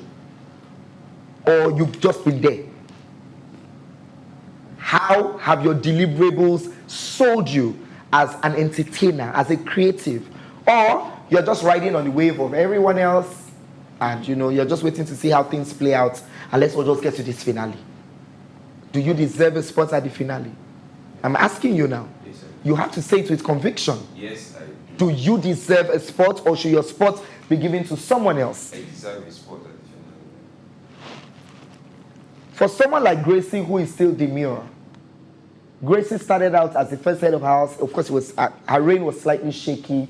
But the last time I was here, I said, oh yeah, so Gracie has grown in leaps and bounds. But then there's been that whole, alliance with Gracie and Angie. So what is that alliance about? Are you both building an alliance for yourselves to the finale, or you're building an alliance for who will leave first and who will shine after? I hope what I'm saying really makes sense. Yeah. Like I said, I could gladly come in here and would have fun and chit chat and whatnot, but I need to give you guys a wake up call. Because like I said, we're 48 hours from the final dislodgement of the season. And if you push us to the wall, we will clear half of you. It's our show. Our show, our rules. This is not a recorded session. This is just something I felt like I needed to reach out to you guys and tell you. And there are a lot of things that I felt that a lot of you would have sharpened by now. I'm not going to exempt you, even if you are the gold bearer. I'm coming for you. Coming hot. So, here's the thing. Why are we here? What are we here for? How do we hope to get to the next level from here? When we get to that next level, what are we doing next? If you decide once the show is over, you want to just go back to school, go back to your normal life, fantastic. And so be it.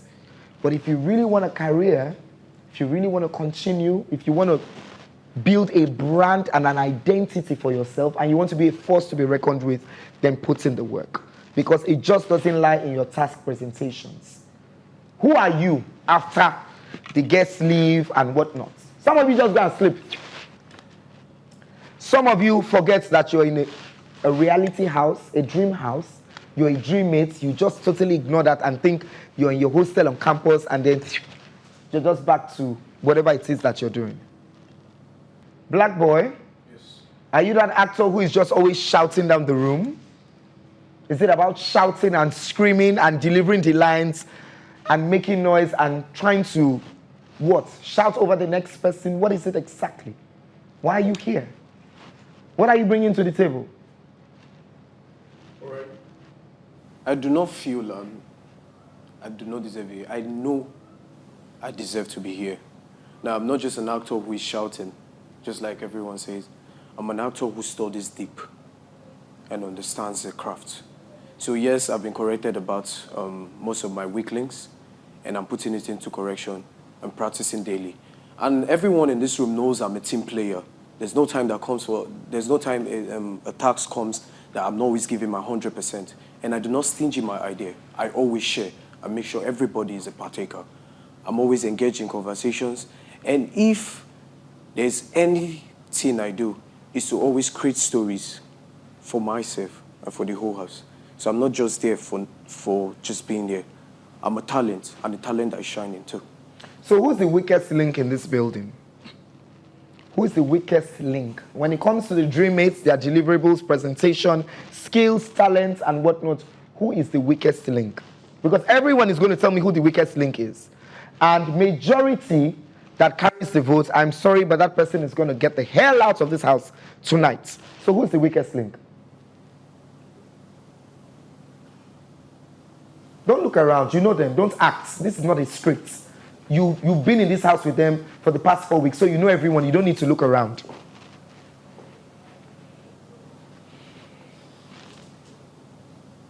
The weakest link in the house.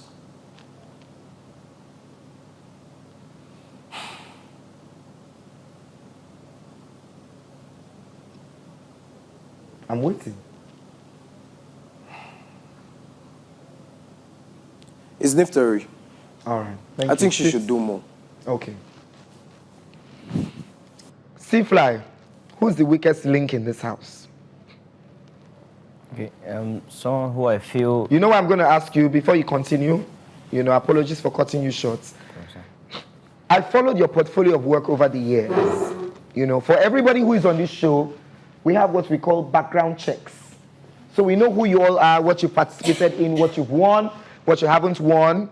Those who are in academies, those who are flying solo, those who are new to this, we have followed tediously.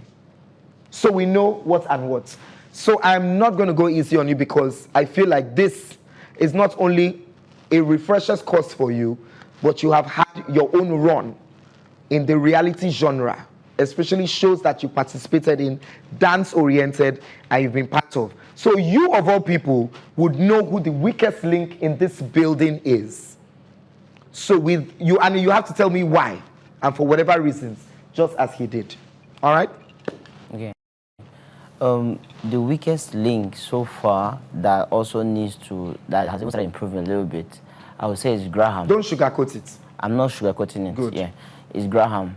He came in as a dancer, yes, and he has been only focused on the fact that he's an introvert. Now, towards this last week, I've had conversations with him. I have been able to advise him so far and talk to him. During this week, he started picking up as possible. For now, I would say Graham. But I can see him also doing his best to work on. The other time, he also came to me in the morning and he had to ask me questions. We rehearsed together. I put him through on things that a dancer just don't do. We also have a lot of things that we can do as an artist. So he has been able to also stay on his own and try to see how. I even saw him sitting there asking Alpha. He said he's also trying to carry those things that I've been able to give to him and work out. So for now, I'll say Graham. Gracie, please stand. So you've been in this house. Gracie has been in this house. Some people have said, oh, Gracie inspires me. I guess they're just saying that because Gracie is their friend. But Gracie, do you think that you deserve a spot at the grand finale? And I'll tell you why. Because yes, you've been in this house. We've heard your voice. We've seen your reign as gold bearer. But you know, after gold bearer, yes, you've grown. I did commend you the last time I was here. But I still feel like there are moments that you're hidden. And it's of recent, your alliance with Angie that has, I'm trying to understand what exactly is going on, you know. Maybe you need someone to confide in or you need someone to talk to. Even from the onset, you and Angie, when you were gold bearer, she would come to your room and talk to you about things. So I took it as, okay, we all need a confidant. We're humans. We need people we want to talk to. We need people we can confide in or share things with or, you know, play some things out to wonder, what I'm thinking, is this on the right track or am I overthinking? You know, so, I mean, that's fine for you. But I have to ask you, do you think that you'll be a good flag bearer for the brand, even after the grand finale? Absolutely. Asking also if you deserve a spot at the grand finale. And I want you to say it with conviction. I don't want to see the shy Gracie. I don't want to see the timid Gracie. This is the moment of truth. So own it. Yes, I know I deserve to be in the grand finale. Okay. And I've done my best so far. And I absolutely know that I'm going to represent the brand. And I know myself as much as people might not know me. I know what I have to offer. And when I have to do something, most of the time, even when people don't think that I'm going to do it as smart as I can, I put all my work to it. So yes, I call myself a time bomb most of the time. I don't think there's anything they will give me to do now that I cannot do. And also, I deserve to be at the grand finale. Angie. All right, sis, thank you very much. For some reason, some people feel like you're still pretending. I don't know if you guys agree with this. Some people feel like, and what I mean by pretense, some people feel like you've not shown the 110% disposition of who you really are. We haven't seen your disposition at most. Some people feel like, and I will say this and I'll quote someone. Someone said, that girl don't tear eye. I don't tear. Yes. Don't laugh about it. This is serious evaluation. Someone said to me, that girl don't tear eye. But she's hiding. And she's pretending. So if you think people are not watching, people are truly watching. So if someone comes with that assessment, then obviously there's something that person must have seen. So what do you think is lacking here? Have you been yourself 110 whilst you've been in this house? Or you've been saving for like the final week or for the grand finale? Or you feel like there are some layers of you that you shouldn't showcase just yet until you get to the grand finale? Or what exactly is it? There's some people that we already know who they are from the moment they walked into this house. So anything they do does not surprise or shock us. However, the way they relate with other people might be the surprising elements. I mean, there is an example. So you all understand what I'm saying, right? So I'll leave you to express yourself. Okay, thank you very much for the question. First of all, I came here to learn. That was the first mentality I had here, because even from the boot camp, I saw a lot of talent, and I told myself the truth that you're not the best among the best. Calm down and learn. So that was the motive I came here with. That's why, if anyone noticed, I'm not trying to be everywhere. I'm trying to like pick one or two from each person's, because like my mom would tell me, calm down and learn. And when it's time for you to unleash, you unleash. So I've always had that mentality. And aside that one, I feel like I've been myself. I've never pretended to anybody here. Most of them call me, not even the G4 man. What's that word again? Manizer. Manizer, yes. That is me being free. I am not here to pretend. You get, I've showed my bad side. I believe I've showed some people here my bad side. When I'm angry, I show it. And I can't pretend to you. I cannot even hold it for long.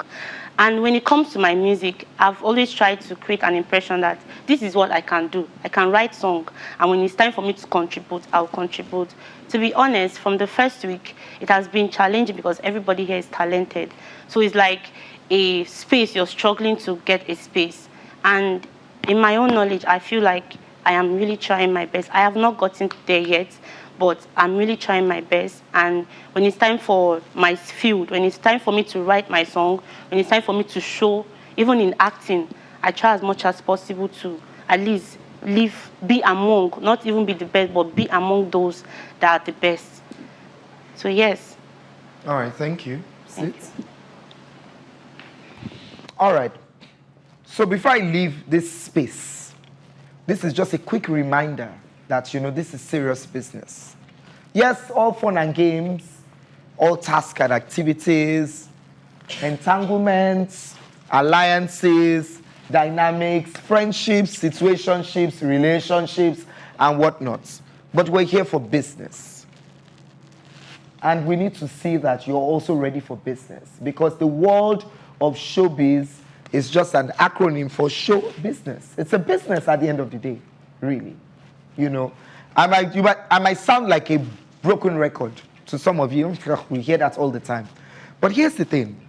For everybody who comes in here, every guest, when they leave, they have a score sheet.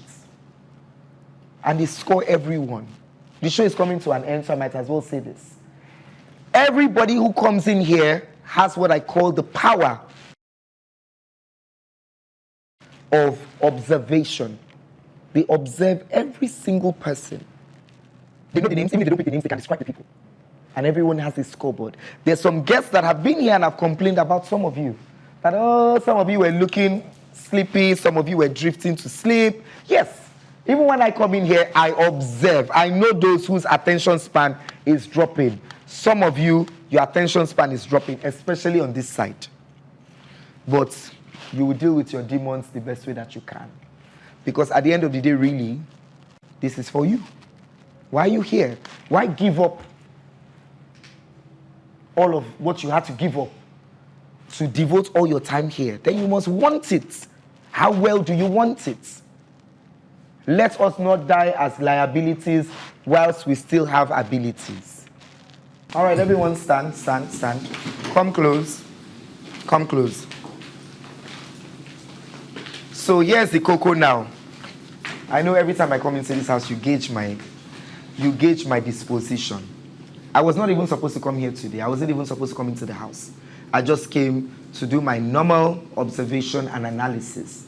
But we have all spoken, and we needed to pass these things across to you. So I need you all to wake up. As they say, as Daddy Shoki will say, shine your waiting eyes. You people came on your own, jeje, and said eyes on the what? Gold. We didn't ask you to say it. You started that phrase, and it became a catchphrase. Are you living up to eyes on the goal? Or you are here to do eyes on man? Eyes on the goal. Where are your men? They don't go. They don't go. Okay. They want me to take over. Oh, they want you. You can feel it. Yes, I can feel it. So, are you living up to what they expect of you? See, for now, because of one or two weakness, it go joke. Okay. And to everybody else? 100%. Black boy, power of persuasion. You use that all the time. But how sincere is it? 100%. 100. Precious Mark Morrison, have you found your wake-up call now? Yes, sir. Black girl Rita, have you woken up from your slumber? Yes. Angie, they say that girl don't tear eye. She tear eye, but she not tear eye. She'll tear eye in the right But that was place. a very surprising observation from someone. I was surprised when I heard that. I'm surprised too, though. You are surprised. Yes. Is there something you're not telling us? I'm actually surprised because I don't know, people have their own perspective. But you are you. I'm just me. So just be you. Yeah. Christiana, are you still concerned about your flaws, or you are more concerned about your deliverables? You know what I'm talking about? Aha. Kick that out of the curb. Kick it out of the door. It's gone. All right? And face what you're here for. Everyone is doing good, but I need you all to wake up from your slumber. And stop playing safe. Because you all know what I'm talking about. You're all playing safe. Don't play safe so much that we'll say that we would slice you all into half and dislodge half of you. I'm bringing new people because it's our yes, there are people waiting on the line like this for these people in this house to just forehand, and we just need to give them just one day and take them to the grand finale. So would you leave up all your work, hard work, from the moment you remember from when you auditioned to the first shortlist, to the boot camp and retreat, to the time you've been in this house and lasted till now? Do you want to give it up for someone else? Never. I think I have my Everybody answer say there. never. Yeah. Never. Okay. Some people want to. I saw you lifting your hand very quickly. You've said a lot about yourself already as it is. You've said a lot. So I know you're a very strong-willed person, but you know, at the end of the day, really, as much as we have outstanding individuals, always look at an outstanding unit, you know, so you don't make it about yourself all the time, if you understand what I mean. You know, I understand we're all gifted in our, you know, everyone shines, but you know, at times also you also have to give credits to your fellow dreammates. All right. Okay, so I just want to quickly this opportunity. I told KDX I was about to come into every room. I came to your room last night, everybody was sleeping. So since we're all here together, I wanted to really apologize for yesterday particularly. Yes, I was waiting for that. I was going to do it, but they told me to wait till we are all gathered. Okay. I said something particular. Angie, I was only angry, and it was like a transfer of aggression, which I shouldn't have done. I should have dealt with it. Okay. And basically, I talked to Sifla, I talked to a lot of people in the house, and I talked about how much I really appreciate you guys. Skidex, Emmy, I always say everybody in this house we go walk. I say one thing, you guys will. I call all the boys in this house children, because I'm like, I know they date you, I know they go. But to be honest, you guys are really like amazing people. Omola, you've written scripts for me. Rutney, sometimes even when you sing, sometimes I'll go to my room and I'm looking at the mirror.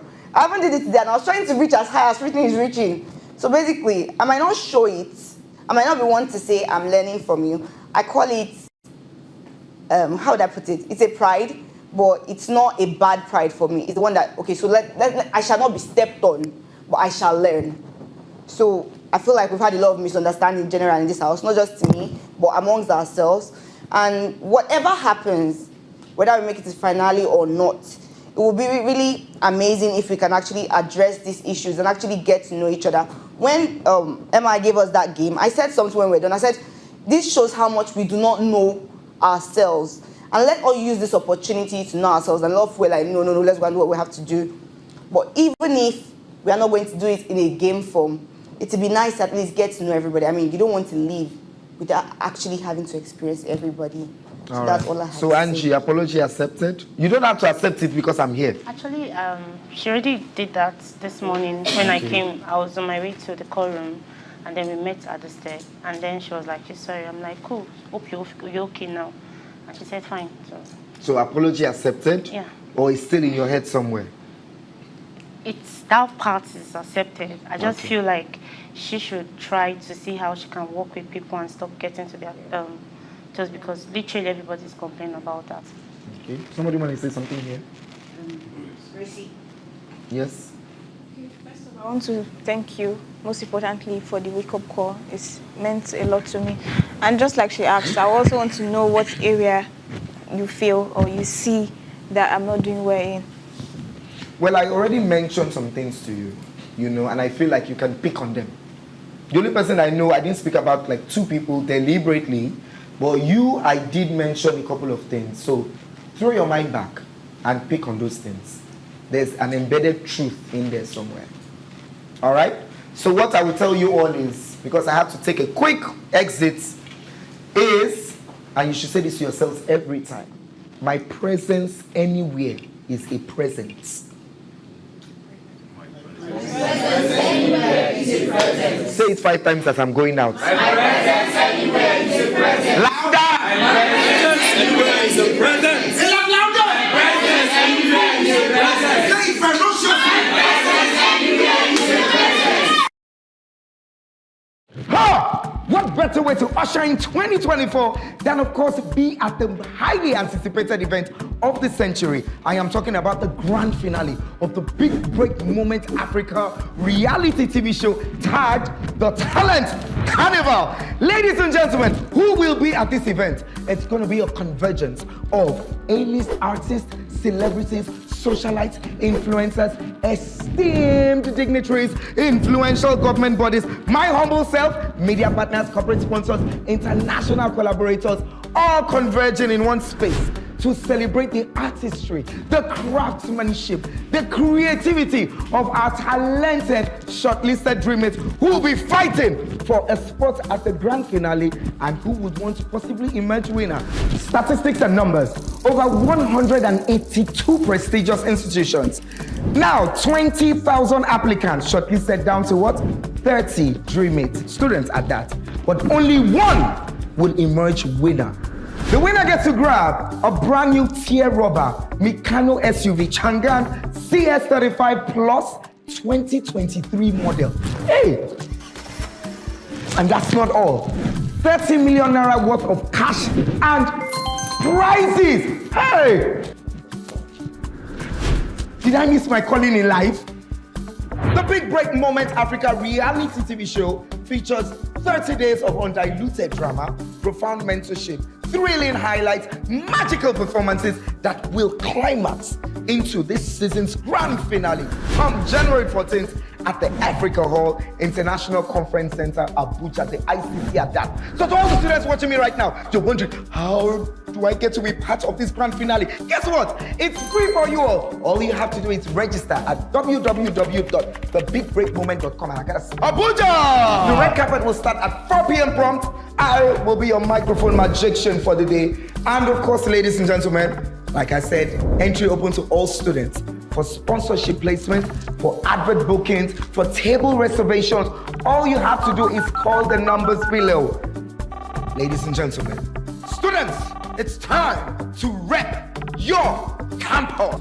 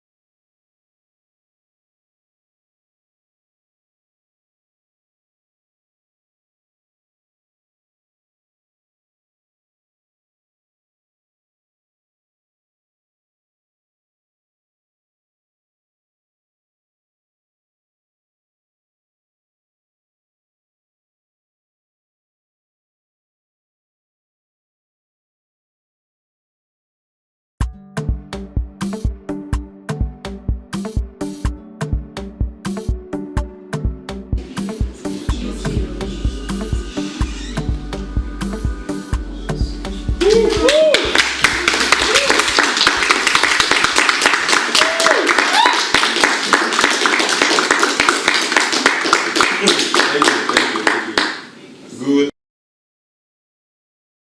afternoon, everyone. Yes. Good afternoon. My name is Jackorji Joseph. I'm the ED and CFO of Water Capital. And I'm going to talk to you about finance and investment. So, is anyone excited to hear about money? Yes. Let's have a seat. Thank you. Wow. I see a lot of bright and wonderful faces here. Thank you, sir. You guys are doing well. You guys are doing well. I've seen your act. I've followed you guys, your stories up to now. And one thing I must say is that I'm really, really proud of the Nigerian youth. I am really, really proud of Nigeria. Not just because I'm a youth. I'm a youth anyways. But not just because I'm a youth, but because I've seen what the average Nigerian, I've seen the potential of the average Nigerian youth. And I know that it's not something that can be shoved under the carpet. I know that if we work on our dreams and work on our goals, right, we'll meet ourselves at the very top. And I want to assure you guys that it's not about competing amongst yourselves.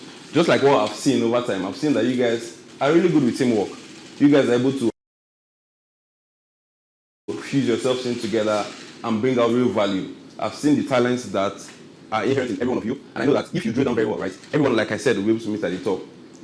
So, like I said, I'm here to talk about finance and investment. I'm here to talk about money.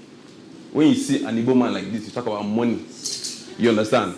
Now, but before we talk about finance and investment for the average Nigerian youth, we need to talk about earning power, right?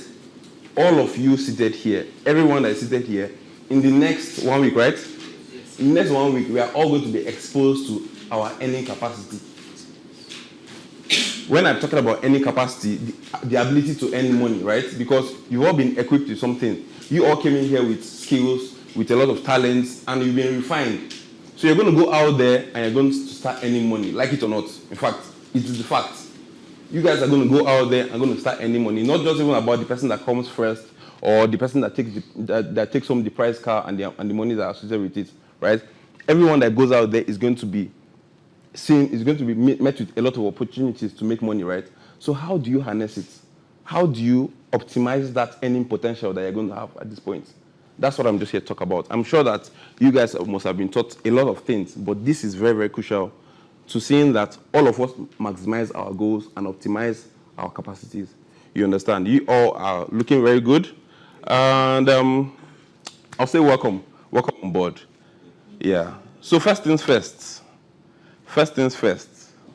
When we talk about personal finance, does anybody know anything about personal finance and what it means? If you've gotten similar trainings about personal finance or money management and all that, do they teach that in schools? Yes. Not business studies or personal finance management? Okay. So this is a very integral part that we all in our formative years are meant to learn. These are the things that we see our contemporaries do outside the country, and we see that they started doing it at a very young age.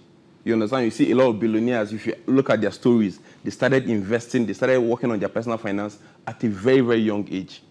You understand? And if you don't get it right, you find out, that's why you see people calling a fool at 40. Or you see someone wondering about, and then maybe you see someone that had money before, and then everything was squandered. You see footballers that go out there, they come back, and then they are hungry and all that, begging for money. We see that with a lot of Nigerian celebrities, a lot of footballers that where they reach the peak of their careers. It's possible they were not earning as much as they could have been earning right now, but during that time, they were at the peak of their careers too. And if there was any capacity at that time, they were at the top of that career. So they earned as much as other people in their prime too. But what happened to it? Because they couldn't manage it. You understand? And that is not going to be any of his portion here. No, it's not a prayer. It's not a prayer. Do you know why it's not a prayer? If you don't leave it out, it's not going to work for you. But I'm sure that with the training that has been impacted in you guys, everybody is going to live to the top of their career and achieve their potential here. So let me just dive straight in. The first thing we're going to talk about in this thing is, we've spoken about earning potential, which is the fact that everybody that is going to live here has the potential to earn money. We see a lot of young people doing things like content creation. You see people that just come up from obscurity, and all of a sudden they are there earning millions of naira. But what do? Is it to go and buy the latest Venza or the latest Lexus? Do you understand? But that's what happens to most people. We place the minor before we do the major, which is not right. You understand? And the only way to build enduring wealth, I'm talking about enduring wealth that your children will be grateful to you for, right, is that if you do the right things at the right time. Trust me, there's time for everything. There's time for you to flange, there's time for you to chill, but there's also time for you to drill it down. And I believe that we are all at the time whereby we have the energy to drill it down.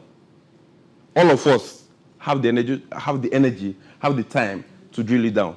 You understand? You guys have much more time. I think the average age I can see here is about maybe 22, 23, right?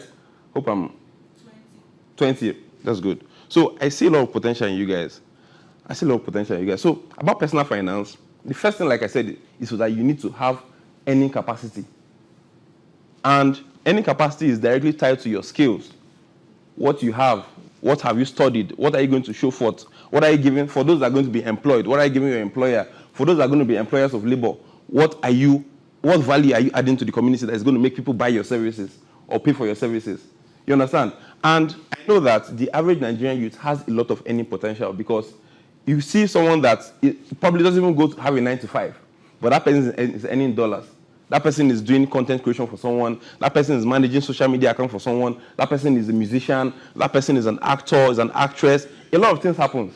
And these things add value to ourselves. So now, we've talked about the earning potential.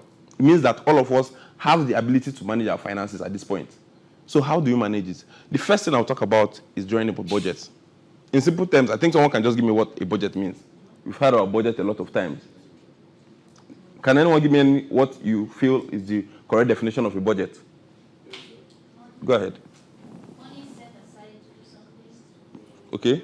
Another person. A budget is a breakdown of expenditure and income for a set year. I'm happy about that because when you talk about budget, two things are very important. Those are the major component of any budget. Income and what? Expenditure. What does that mean? Income, we talk about any potential. That's income. If you render content creation services to a company and then they pay you, maybe you do, because you're a Gen Z person, you can maximize your time and then you can offer that same service to like 5 or 6 companies at the same time. And they're all paying you 150K every month, right? I'm just saying, off the back of my head. It means that if you're managing for 6 people, you're almost getting 900,000 naira every month, right? That's earning potential. That's income.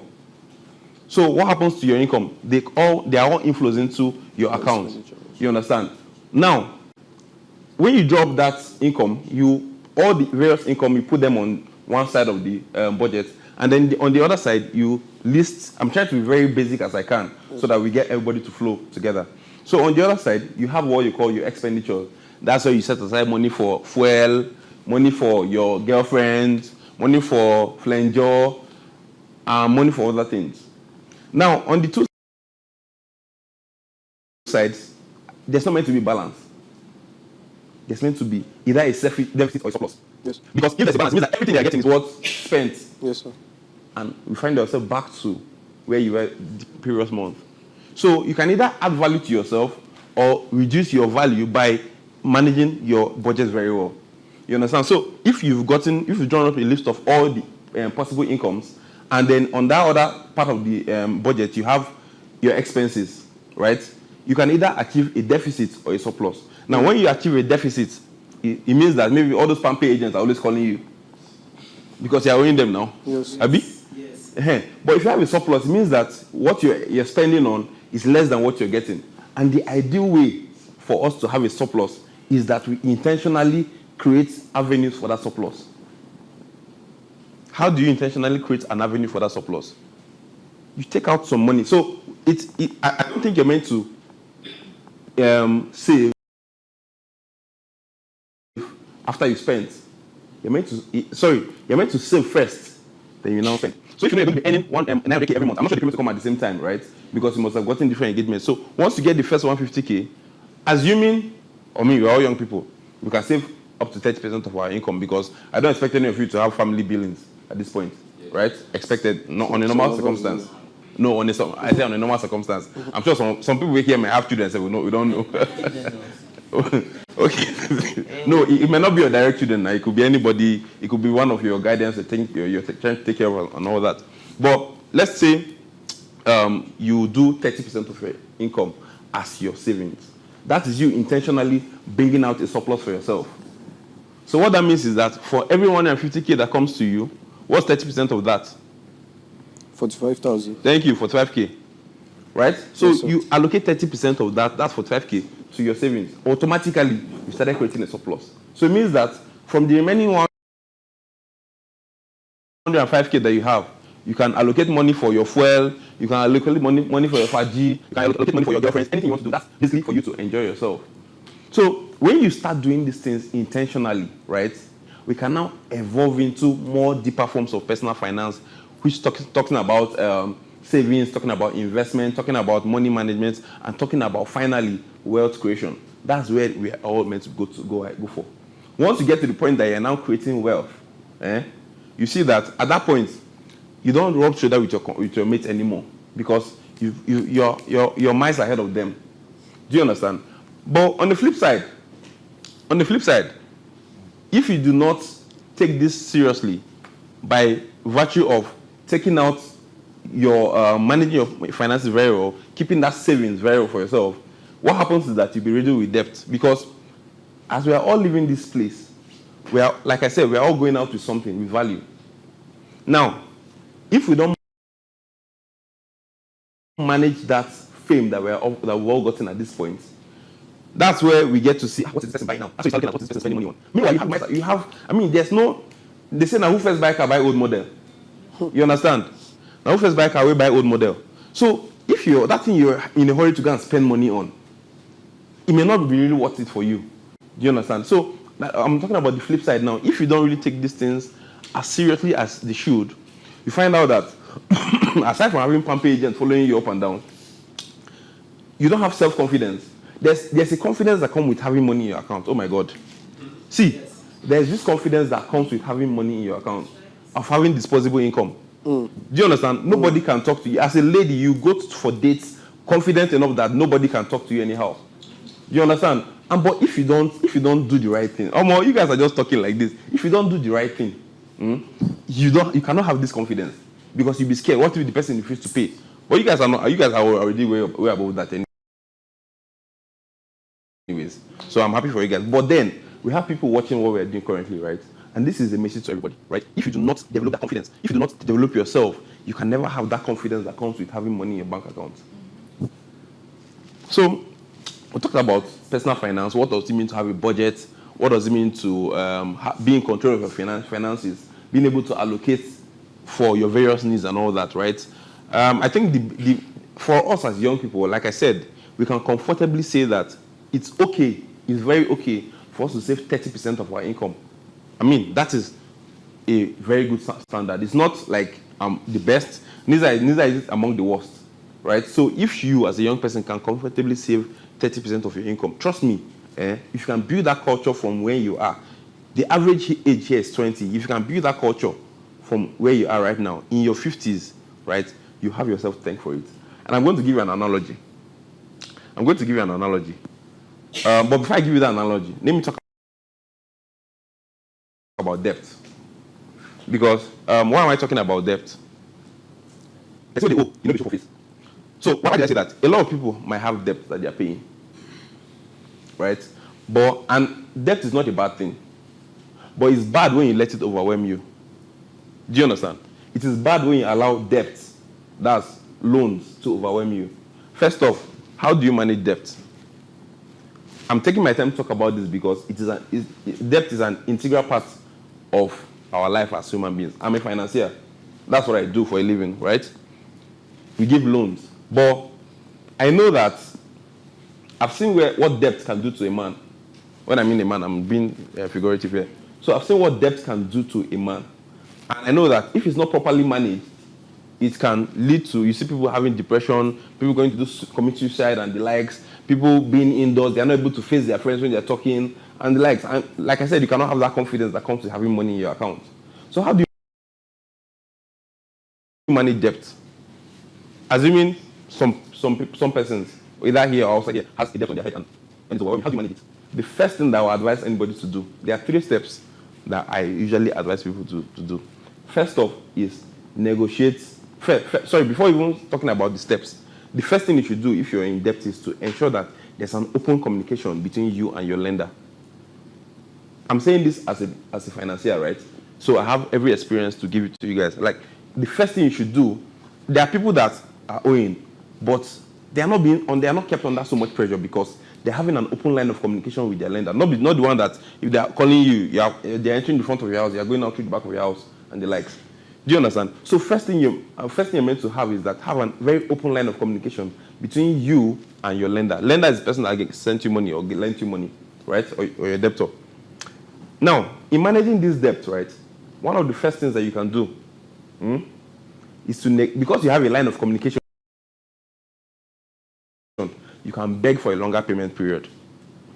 Why am I asking you to beg for a longer payment period? Remember, we're talking about managing your personal finance. And in managing your personal finance, we talk about the incomes and the expenditures. Remember, debt payment is under what? Expenditures. Thank you. So if you keep allowing your expenditures to overwhelm all your income, it means you are still in further debt. Do you understand? Yes, sir. So, like I said, negotiate with your debtor for having longer payment period. What that means is that if I'm meant to pay him, if I'm owing my debtor 1 million naira and I'm meant to pay in 2 months, I told him I'll pay in 2 months, and then the business you're meant to do has not yielded that much returns, right? What do? Please, can you help me extend this? If it's not maybe bearing so much interest, please, can you help me extend this to maybe 1 year? What does that mean? Instead of paying 500,000 naira every month, I'm now paying how much? 83,000 naira every month for 12 months.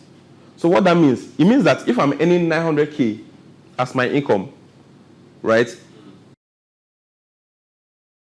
At least I have the potential to save some more money. You understand? And when I'm managing my debt, I'm also starting to build my own financial empire. Do you understand? So that's the first step I always advise. Try to see how you can get a longer payment period if the interest burden is not so much. You understand? And why am I saying this is because it's easier to pay small amount than to put lump sums. I mean, if you're expecting something big, something huge, just like Sabinus would usually say, right? If you're expecting something huge, it's okay to just pay off that debt and move on, especially when it's accruing high interest. So that's the first step. Negotiate for a longer payment period. Please, I am going to allow for a lot of questions and answers towards the end of this session because it's very, very important that we're very, very clear as to what to do and how to manage our finances. So the first step I talk about is to negotiate for a longer payment period. The second step is to what?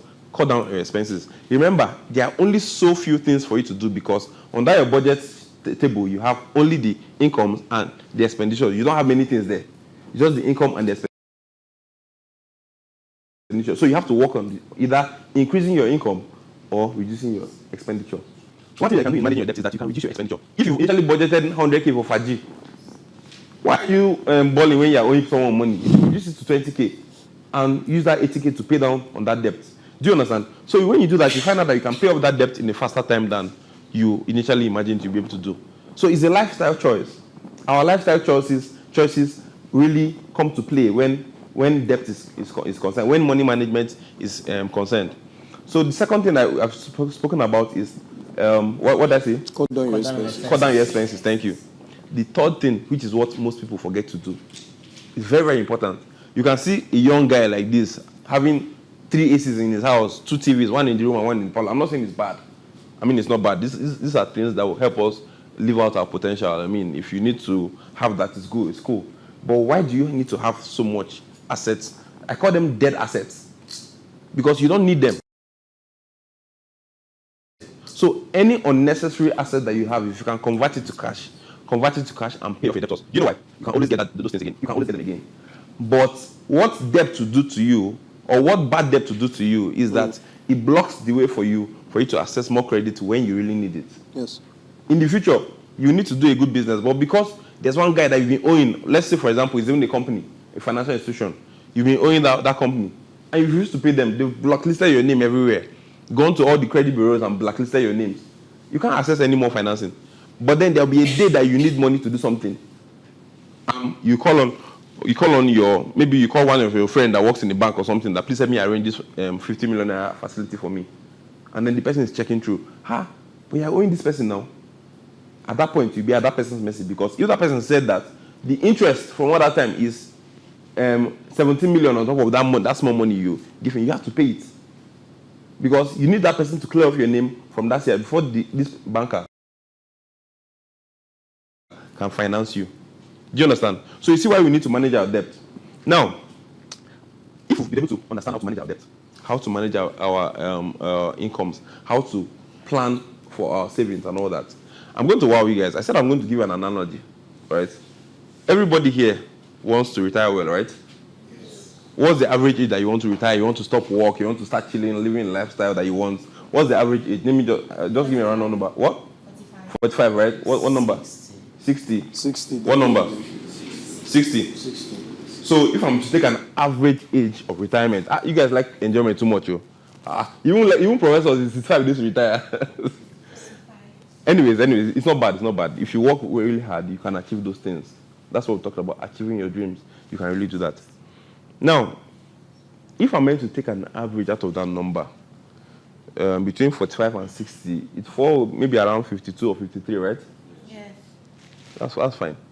That's fine. So now, let me wow you. At that 53, just give me a number, in naira amount anyways. Just give me a realistic number that you want to retire with. Just as in, let that be the amount of cash. I'm not talking about assets. So just let that be just a realistic number in maybe, it can be any amount. Just give me, I want to just have like 3 samples. 6 billion. 6 billion. 100 million. 500 million. 100 billion. Do you have a bank? Who said 100? That's good. I stand with you. 100 billion. 100, that's good. Million. No, I said in naira now, bro. We're in Nigeria here. 300 billion. I'm scared of you guys' goals, man. No, but it's fine, right? It's fine. 1 trillion. What? 100 million. 100 million. Okay, let me work with the. Thank you. Let me work with your. I think you're a very smart person. I'm not saying everybody is not attainable, but I think I can work with hers because it is very, very relatable, right? Being in the finance sector, I've seen that, right? Not everybody really gets that up that wants to do, right? But I've seen that it's possible for you to achieve some numbers. Do you get? And I'm saying this with every form of experience that I've been able to see in my few years of finance. Assuming you want to retire with, let's say, 500 million. Do you know, I'm going to give you guys a secret. It's called the 8th wonder of the world. What's it? 8 wonders of the world. Does anyone know what it is? No. The 8th wonder of the world is the power of compound interest. You know, I think there's a popular saying now, there are like 7 wonders of the world. Yeah. You go to some places, you see some kind of nice aesthetics and architectural stuff and all that. But the 8th wonder of the world is not something that God made. This one is compound interest. It's what finance has been able to extrapolate. That's the 8th wonder of the world, my own definition anyways. Right? And why do I say it's the 8th wonder of the world? Wonder is something that marvels you, how it happens, right? Now, if I want to retire with, let me put this in perspective. If I want to retire with 500 million in the next, what's the age again? Average age? 52. No. The average age we got 52, right? 53, right? And the average age current is what? 20. So that's the next 30 years, right? What that means is that if I set aside, remember, we have a budget that we have already, right? Are we all following? Yes, sir. We're following, right?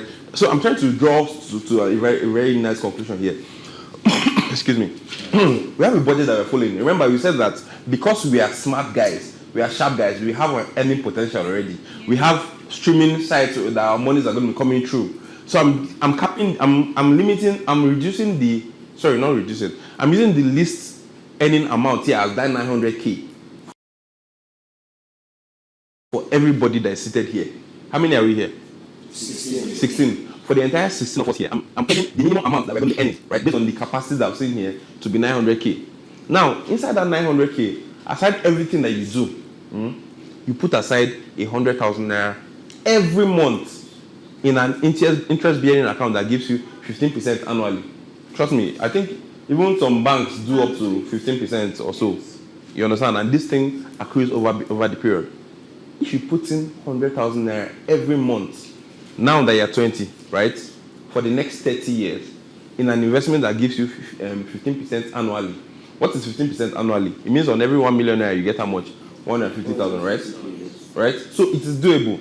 A lot of really good asset management firms and banks offer some really mouth-watering rates. You understand? That can give you up to this amount that we're talking about here. So if you set aside 100,000 naira from that 900k that you're earning, which is the least that you can ever earn, based on your capacity, I can see here. If you do that for 30 years, remember this is like, but you can make it to your lifestyle. If you do that for 30 years, do you know how much you'd have contributed? 100 times 12 is what? 100 times 30 is what? 36 million now, Abi? Yeah, yes. That's 36 million. Now, do you know what you'd have gathered in the next 30 years?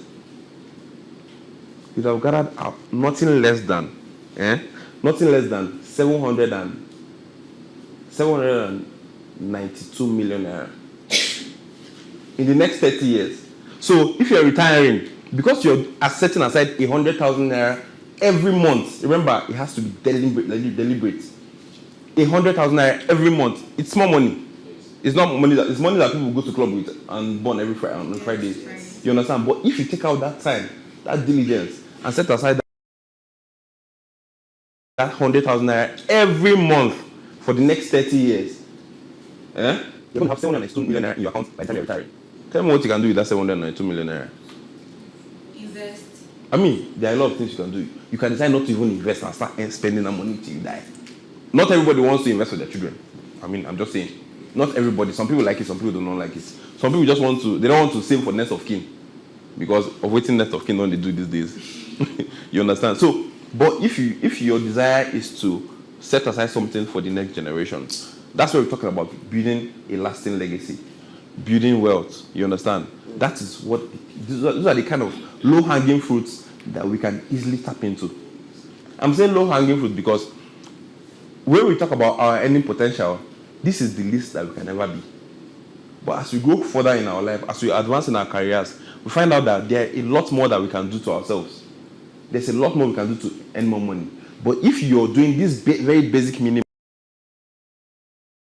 of 100,000 naira every month in an investment that gives you at least 15% annually, you are rest assured to get at least 792 million naira after that 30 years. How many 50-year-olds or 52-year-olds have 792 million naira in their account at the point of which they retire? Less than 1% of the 1% in Nigeria. I think there was a recent survey that said that I think only about 2% of Nigerians has about 500,000 naira cash. I think it was like 2018 or so. Only about 2% of Nigerians that have 500,000 naira cash. I'm not talking about assets. 500,000 naira cash in their bank accounts. And that's talking about, this was a survey that was spooled across people's BVN. When you talk about BVN, BVN links all your bank accounts together. So less than 2% of Nigerians have 500,000 naira when they add up all the money in their accounts. You understand? It's not a. That's why I'm saying it's not prayer here. It is lifestyle choices. These are things that if we do them right, they will not haunt us in the end, and they will help us in the end. You get? So you see that it's possible for you to live this dream that you want to. And I'm just using this amount as the very minimal amount that I'm sure you guys can do way more than that. Do you understand? So these are some ways that we can optimize our own savings culture. You understand? You don't spend before you save. You save before you spend. Do you get these little things? We may underplay them, but when we build a lifestyle of these choices, when we make these kind of choices our lifestyle, you find out that it will be easy for you to cruise with. And habits, they say, die very hard. You understand? It's not easy to build a habit, but if you start that habit, these formative years that you guys have, one of the most important things that you guys have waiting for you is time. I mean, that's one of the most important things that you guys have right now. That's one of the most important assets. Apart from your talent, right? The second most important asset that you have right now is your time. I think it's the only first. So if you maximize the use of this time that you have right now, when the clock rolls and it gets to that point that you need to chill, chilling comes easy at that point. You understand? At that point, holidays come easy. And remember, when you're building a lifestyle of financial discipline, right? One of the things I always advise is getting an accountability partner. Because, like I said, habits are very difficult to build. But once you get to that point that it's now a lifestyle for you, it's easy to glide. That's why people have mentors in businesses. Because they're like the accountability partners. Someone that can ask you, Alpha, you don't do them to be. Alpha, they don't pay salary. Or the Allah don't show. I don't do my own, you don't do your own. You can be the one to encourage this person today. The next day, the next month, he can be the one to encourage you. She can be the one to encourage you. You understand? It should be someone. It mustn't necessarily be your partner in terms of maybe opposite sex. It has to be an accountability partner. It can be your best friend. It can be anybody, someone that you know that is not going to carry you. I mean, not the type of way go make you spend everything, but the type that will help you to develop this culture that you guys can build together. Do you understand? Am I communicating? For sure. Are you guys getting the point? Yes, sir. So, if we talk about savings, talking about how to save, talk about how to avoid unnecessary debts, right? What is the end goal in all these things?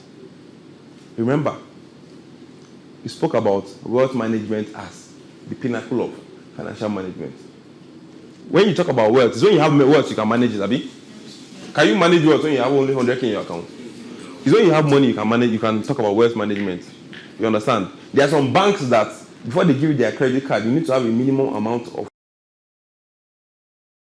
dollars in your account, minimum maybe about $50,000 or so in your account before you get some kind of cards. Even in Nigeria, before you get some dollar cards from banks, the minimum amount you need to have in your account can be up to like maybe 2 million naira or so. Do you get? So that is, but there are privileges that are accessible to those things, people that have those cards, right? So when we talk about wealth management, is you must have saved a lot, right? Prepared yourself to invest. That's when you now talk about wealth, because at that point, when you are talking about investment, it's not your money that works for you.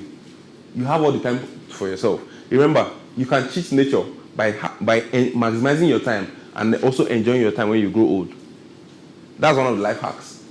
If you're able to drill in very well when you're young, manage your finances very well, you'll be able to cheat nature by maximizing your life when you're old, when you're much older. Do you understand? So, I always talk about investments with this analogy. They call it the red car theory. Is everyone listening? Yes. They call it the red car theory. And what's this theory? So, I'm sure on the day that we were all brought together, we all came from various places, right? We all came from various places, various schools and all that. It's possible you went through road. It's possible you went through air. You flew down here. It's possible you entered Kano, or maybe you entered Granot back, or whatever the case may be. You shall came here. Yes. Now, on your way coming here, right, you must have, if I tell you that, can you remember the number of red cars you saw when you were coming here? How many people can remember that?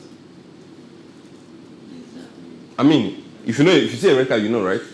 But if I ask you, how many red cars did you see on your way to this place? Or on your way to the, maybe the muster point that they gathered all of you together to bring you guys here? How many people can remember that? No, you can't. I'm sure you can't remember it. You can't remember it. But if I had told you that before you left your house, for every red car you saw, and you can count and you can remember, I'm going to give you 50,000 naira for that. Are you going to remember it or not? Because of what? There's an incentive to remembering. That's the same thing for investment or for savings. The incentive for savings is so that when you see an investment opportunity, you can tap into it. Now, all those red cars that you were seeing on the road, they are investment opportunities. But because there was no incentive for you to invest in all those opportunities, you couldn't do it. I don't know if you follow me. Yes, sir. So, if you were well prepared as to having enough firepower in your account, that, okay, because these opportunities, they are always there. The opportunities are always there. At the beginning of last year, Transcorp. You know Transcorp? Yes. Transcorp, the shares was trading at, I think, 1 naira 6 kobo or so. At the beginning of last year, that's, I think, today is January 4th, right? As at January 4th last year, I think it was trading between 1 naira 3 kobo, 1 naira 6 kobo. But currently, that share, Transcorp, is trading at 10 naira 47 kobo. So imagine if you had put 1 million naira in that stock. You had maybe, let's say, 1 million unit of Transcorp. You bought it with maybe 1,070,000 naira as at beginning of January or maybe December last 2 years ago, 2022. By now, you'd have been 9 million naira richer on that investment line alone. So when we talk about opportunities, these are the opportunities that we talk about. But assuming you saw, Transcorp is 1 naira 60 kobo now, but I want to invest, I don't have money to invest. It means we are not prepared. So that's when they say when opportunity meets preparedness, is bound to be an explosion. You understand? So these are simple ways that we can see how we can develop a lifestyle that we can work with, that we can manage, that we can build with. We are young people. Like I said, one of the best assets that we have is our time. And if we manage it well, if we manage our time well, all things being equal. I'm saying all things being equal because we live in Nigeria, but we hope for things to get better. So all things being equal, if you manage your time very well, do the right thing you're meant to do, you have your future self will have your younger self to thank for it. So we've spoken about various things today. We've spoken about what personal finance is, managing your financial health. We've spoken about how our earning potential. We've spoken about our debt, that's drawing up a budget. We've spoken about investments. We've spoken about, no, not necessarily investments. We've spoken about having a savings culture, right? Yes. We've spoken about debt, managing debt, right? I'm going to talk about doing the investment at this point now. Because, like I said, just like I have that analogy, if you did not know, if you didn't have any incentive to count those red cars, there will be no motive to count those cars. But because you know that you're saving towards counting up, I'm taking an active savings towards putting this money into an investment that will pay me in the future, you'll be more alert as to looking out for those opportunities because they are always there. Now, for investment, once you've done all this, you've saved very well. At the end of the year, you have, let's say, maybe you've been able to save maybe 5 million naira, and you're ready to invest at the end of that year or for the next year. What are the things that you can do to invest as a young person? Excuse me. Can anyone give me any examples? Has anyone done any investment before? I'm not talking about MMMO and the likes, or those ones that you bring two people to bring two people. Yeah, can you tell me about the investment journey? Yeah, there's this thing in the bank where you drop a particular amount of money. So what I do is my savings, I take out what I use regularly for school. So I have a class account. I just like put little places for this, for that per month. Correct. But every month I make sure I put the money in the bank. Okay. And then when it's reached a certain amount of money, I put it in the listen. I'm trying to remember the name. Mutual funds. Yes, and then they add like 15%. What we were saying, then they add like 6. Correct. So at the end of the year, the money grows. Correct. You have a different journey? Yeah, actually, Correct. Okay. Well, that's impressive. Does anyone have any other form of investment that you've been doing? A sustainable investment? Yeah, can I have it?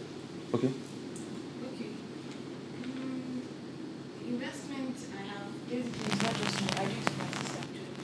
So what we do is like we buy probably a share online. I don't want to mention there's this app that sells shares of top companies. We either buy online or most of the time we just buy like gold. And then after some months we sell the gold jewelry. Yeah. Okay. We're going to talk about all of this. Well, any other person before we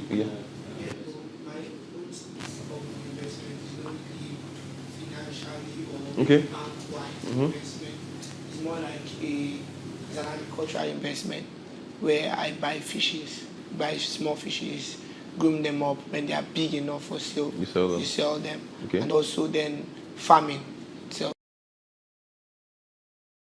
that's another investment I do. You just get a land, maybe you lend the land from someone, you lease the land from someone, then you plant your crops. Then depending like onions now, if I was at home by now I'd have done all that.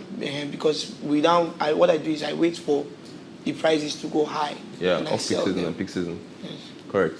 So yeah. I have one for Okay. E-cab services. Ride-hailing services. Yes, where I use my car I lease it out. So by every week I get an amount. Okay. So it continues like that. Correct. So one thing I'm very much impressed is that most of us here have an idea about investment. But I'm shocked that nobody has given me a scenario where maybe they lost money or maybe they did one kind of nasty investment. Have we all experienced those kind of things too? No. Forex. I don't. Oh, that's good. That's good. So one thing that I need to tell you guys is the fact that the investment journey is not a straight way up. There are bumps. Yes. For every investment journey, there are bumps. But like I said, the good thing that you have is time. You have enough time to average out in the long run. Do you understand? There's enough time for you to average out in the long run. Now, it's possible that we must have gotten one or two bad investments or so failed investments that we didn't do proper due diligence, we didn't ask enough questions and all that. But in the long run, we've gotten some skills to either not invest in those kind of assets again or to invest better in them. Now, it's also possible that instead of investing, you probably did a business. That's also another form of it. Because you're able to put in your resources to get more and more resources for yourself, to get more returns for yourself. Do you get? So that's also good. So I'm going to be talking about some different classes of investments that we can do at this age, right? Different classes of investment that we can do at this age. Now, some of them, you guys already know about them, but I'm going to buttress on some of them and maybe also talk about a few of them, the good and pros and the cons, and how we can do them. Remember, this is not financial advice. You understand? This is not financial advice. Financial advice needs to be a personal approach. It's not meant to be a one-size-fits-all, right? We are only discussing here. So if you need financial advice, you need to go one-on-one with the broker, let that professional give you proper financial advice. So whatever we're saying here is not financial advice. We are only trying to seek out better ways in develop ourselves, get more information and so that when we go out there, we can channel these resources into what we feel is going to be best for us. So one of the most common ways that I advise people to start up their investment journey is what we call these mutual funds, fixed deposit, just like what you said and what you also do. These are proven ways that they are very safe in the sense that I do not think that the CBN is going to allow any bank currently to go under. You understand? Because, I mean, that's why we have the NDIC. Remember, the NDIC does not cover all kinds of financial companies. It only covers banks, deposit-taking institutions, microfinance banks, merchant banks, normal commercial banks, and the likes. You understand? If the institution is not a bank, NDIC does not cover them. Do you get? I hope we have that information, right? What? Yes. You're not clear on that, right? You're not clear on that. Is it for only banks? Yes. Nigerian Deposit Insurance Commission covers bank deposits. So if the institution is not a bank, your deposits are not insured, right? But I'm not saying that any other asset management firm is a bad company. I'm just saying that for us in Nigeria, the governing law that we have that covers deposits, it just only covers for banks, microfinance banks, merchant banks, commercial banks, and mortgage banks, any kind of banks that you have. Why is this? So this is meant to protect people with masses in short. Because I think they're meant to get a particular amount or so. I think people that have less than 500k will get paid the amount. Then people that have more than that, later when they recover the money from any failed bank, they'll get their money and all that. But why am I saying this? Is because that's one of the basic forms of starting your investment journey. Through banks, they call it. Some people call it mutual funds. Some people call it fixed deposits and the likes. You understand? Some banks have these services that are embedded in their own in their product papers. Okay, you understand? So what we do is when you give banks this money, the banks use it to lend out to other people for interest. From this interest, maybe they lend it out to people at maybe 30% or so. From this interest, they can pay you this maybe 10% or so in a year, and then use the remaining to work around their own activities. Do you get? So these are the things. These are one of the ways that people invest money. Another way that people invest money is through stocks, bonds. Bonds are maybe issued by some big corporates or so. Maybe a big corporate does not want to go to a bank to borrow. And maybe Dangote now is probably selling a bond at 15%. So if you give him 1 million naira, after 1 year, he's going to give you 1,150,000 naira. But before you do those kind of things, you must make sure that the corporate you are giving that money to through a broker, which is maybe like an asset management firm, is a verified broker. Now, in our investment journey, one thing that we need to very wary of is making the right investment, making the right decision. Because if we do not do our due diligence, as investors, we get to find out that we are throwing money away because we may allow that money, maybe invest at the wrong time or invest in the wrong asset class or in the wrong company. So we've spoken about bonds, financial instruments like mutual funds, fixed deposit and all that. We've spoken about shares and stocks, right? Just like I gave you the analogy of Transcorp, right? And what other ways can we invest money? Our parents, when they used to invest, what did they do? So let's buy grains, right? Instead they were buying maize, sorghum. They'll store them in house. They'll buy them during off-peak season. That's when the harvest season is there. They buy grains and all that. They probably buy a bag for maybe, let's say, 18K or so. And then they buy maybe 100 bags of that and keep it in a place, cover it very well, dry it very well. And by the time that it's peak season, that's when it's almost planting season, when they are goods are scarce, they now go to sell them at higher prices. I think my time is almost up. Okay, let me just cut it down here. Let me just use the next few minutes to entertain any question, please. Let's try and make it snappy so that we can finish up. But I wish I had more time to do. Yeah. My name is Michael. Michael. Yes. Yeah. Federal University of Twickenham, by your sister. Oh, so I want to ask you, what's your perspective of asset and liability? So those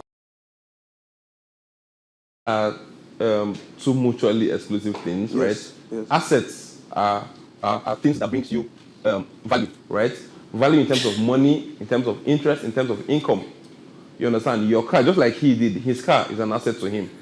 For other people, that car can be a liability because he just keeps sucking fuel and maintenance. But he's been able to convert that asset, that car, into an asset. So asset is anything that brings financial benefit to you.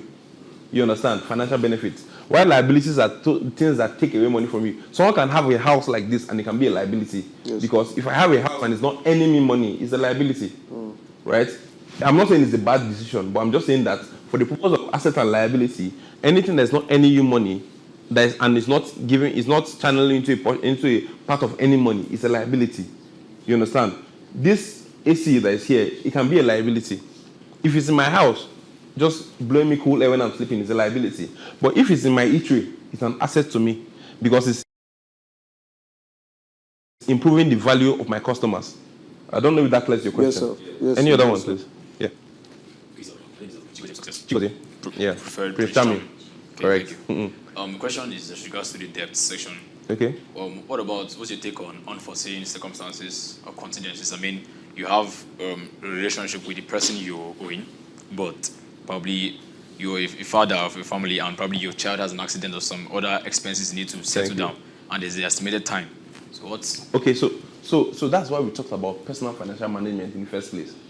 Now, when you're saving, once you do your budget and all that, you drop your expenses and your income and all that, and you've been able to channel that amount, right? That maybe 30% of that amount to your savings, right?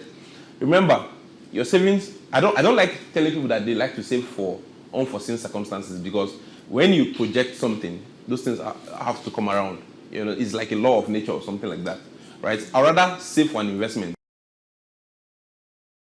But if I've been saving and I've saved up to 1 million naira for my investment, and then something happens along the way, maybe there's some things that are not accidents. For example, if my wife is meant to put to bed, that's not an accident. Yes. That's not something that should catch you unawares because you had 9 months to prepare for it. Or probably your child's school fees is due. I mean, you have 3 months to prepare for that. So you're meant to put that into your budget.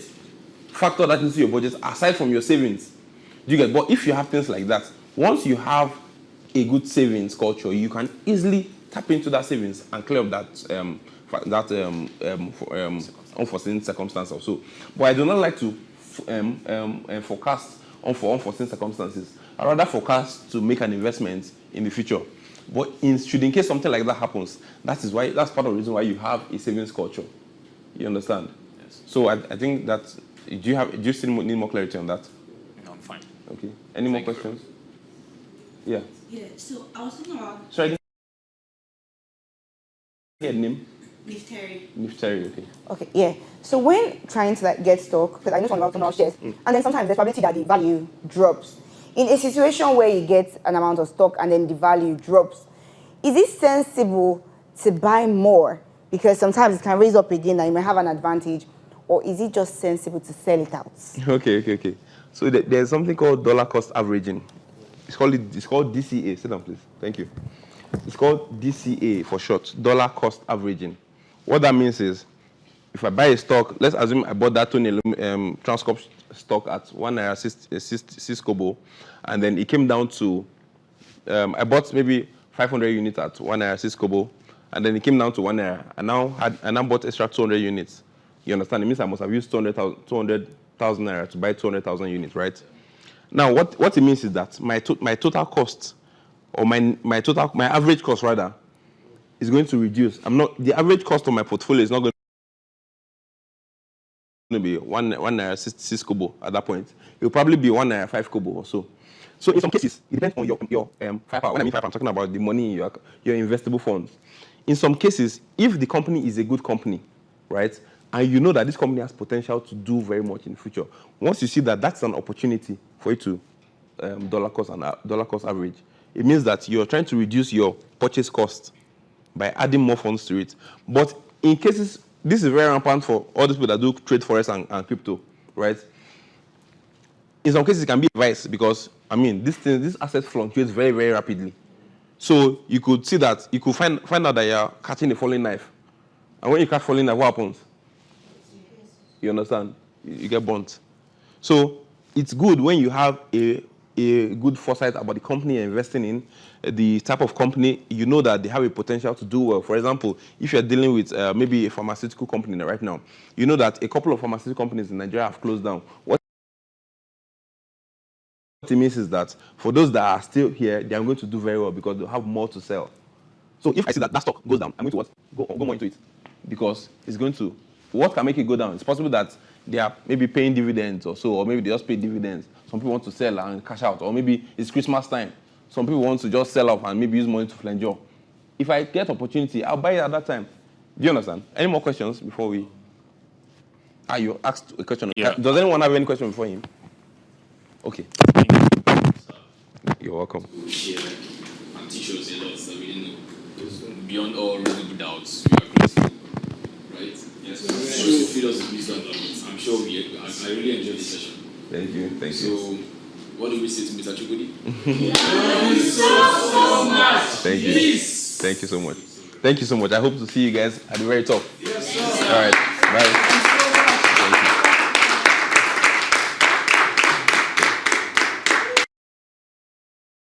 Shady act, or you dey dance, and you dey sing. Rep your campus.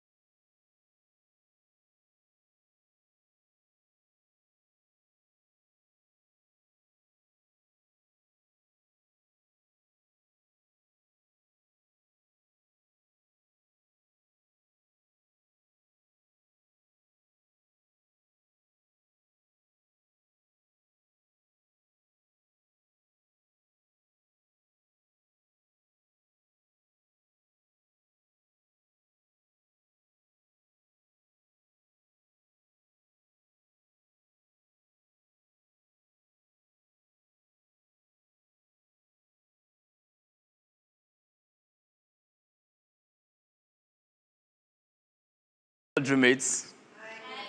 How are we doing today? So you're welcome to your long-awaiting game night.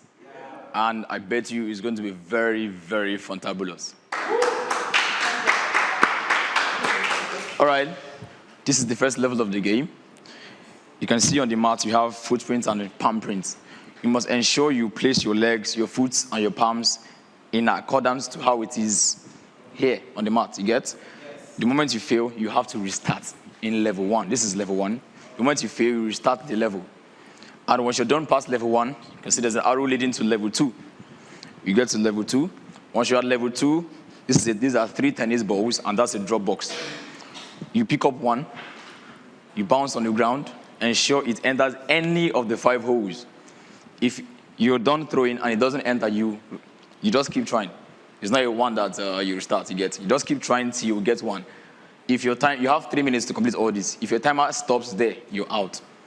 So just try and get one.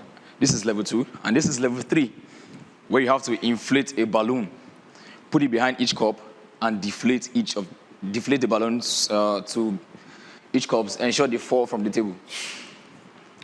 When you're done with that, this is level 4. It's a golf, and you pick up the golf, you play. Just like the same way it's applicable to level 2, you keep trying until you get one. You have 3 minutes time, and remember, if you don't complete all this before the 3 minutes is over, you are out of the game. Is that understood? Yes. All right. Let the game begin. Down. So here's our number 1. Guess we're 16 in number, so the first person is who? Jesus. See, fly. And number 2, please, you stand behind. Please, you stand behind number 1 to ensure you tell him when it's going wrong. Sure.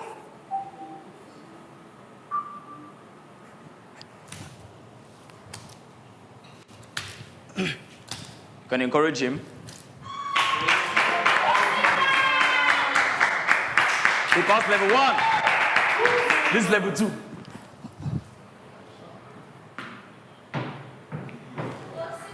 Oh! The time is counting. Hey! Come on.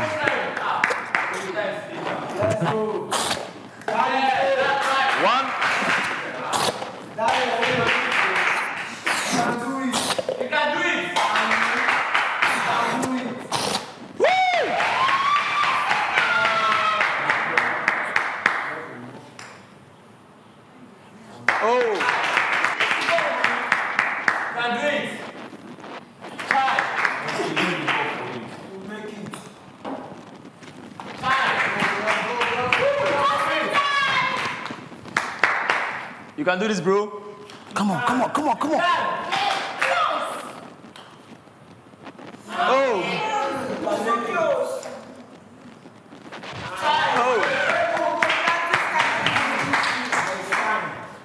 You have time. Can do it.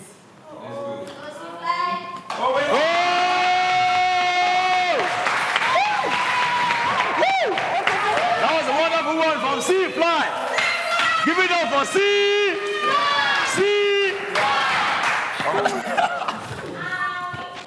Wow. All right, number 2. Number 3. Stand behind number 2.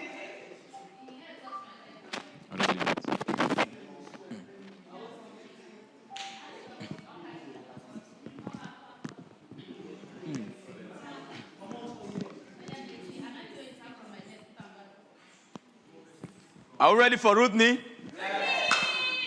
Rudney, can you do this? All right. 3, 2, 1. You hop, yes.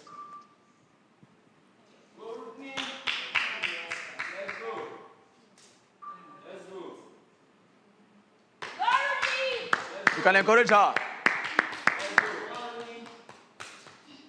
Woo! No. Pounce on the ground. Yes. Go!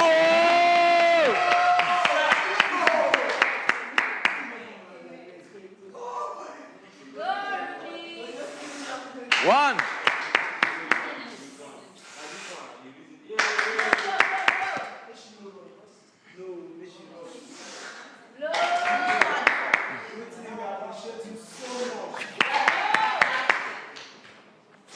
Many parts the third stage. Let's go.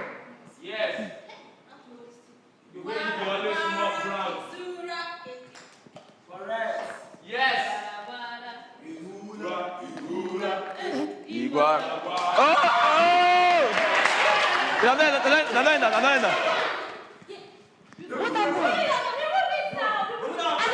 No, leave it first. Leave it first.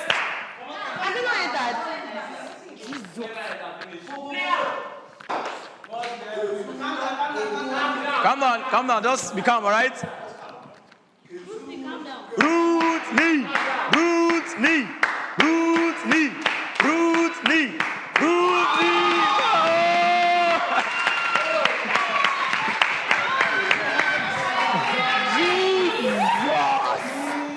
Jesus!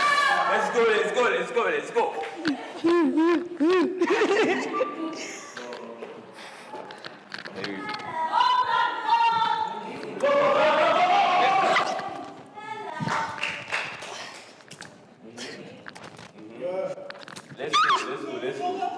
Yes, you are there? Let's go.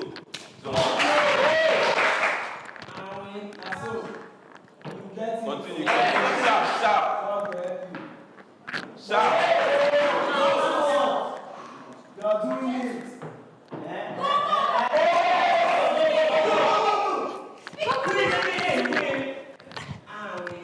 Let's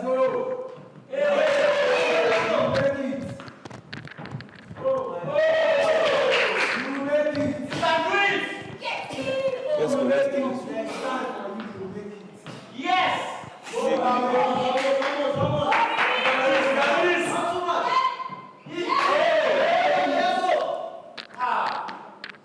You will make it. You must make it.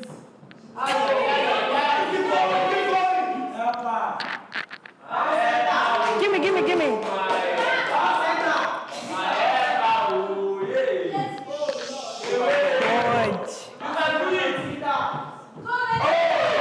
Continue.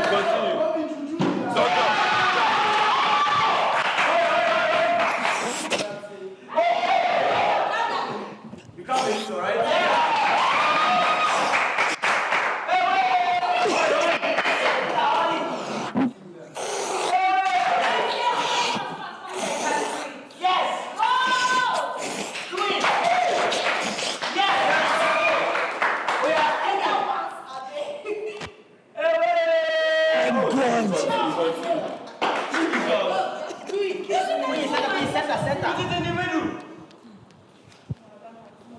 Go. Yes. Do it. Let's go. Yes. I'm not even holding it well. Aim at the center. Go, Rita.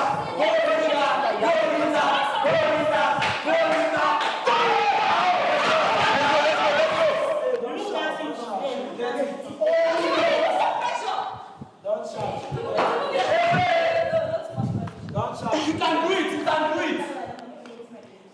Oh my God. Rita, you can do it. I believe you. I know you can do it.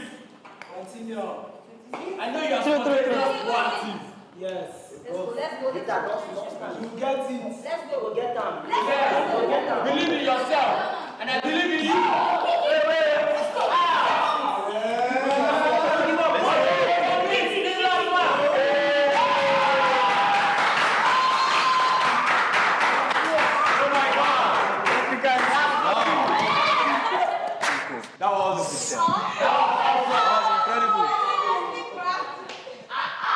That was incredible. That was awesome.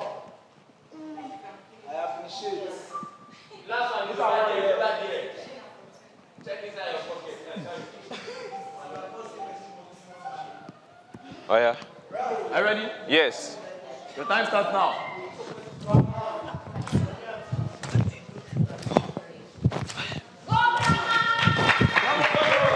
Start again.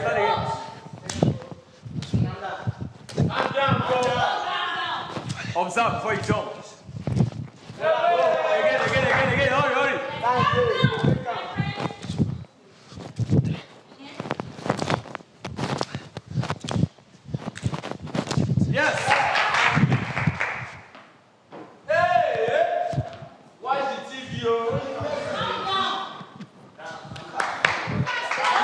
sharp.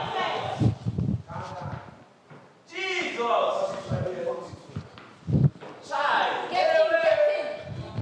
You are calm down. Now, calm down. You can do it. I believe in you. Yes!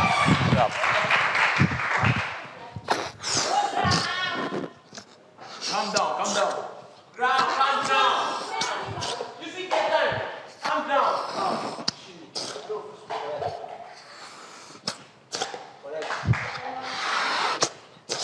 Yes. Before, hey, you calm down, you go do one well. Calm. Now, so. Hey. Hey, wait. Bring it for him, Child. Still get more time. Can do it. Yeah. I know you can. I know you can. That's bad. Guys, which can mess up this thing? No, you can do it. Still. I don't need you. Because it's on the bed, please. In the bed, please. Don't steal. Make mistake, I will tell you. Let's get for dear. Lyrical steal. Oh,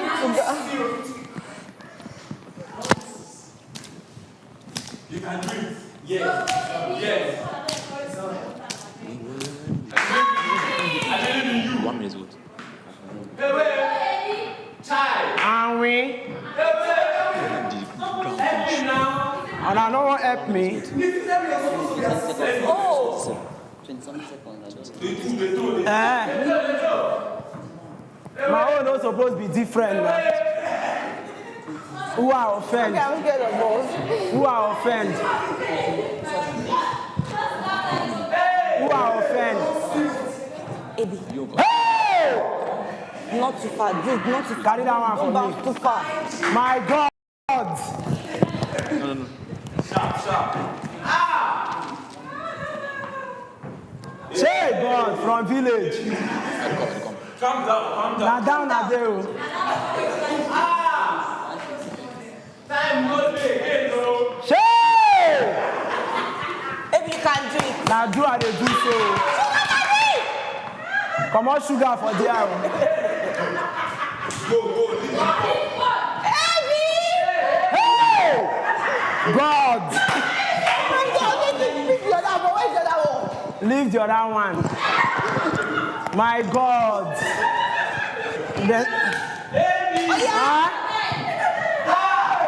What did happen now? Man, don't throw too close. Hey! Ha! What have I done? Calm down. Back like this. Come on.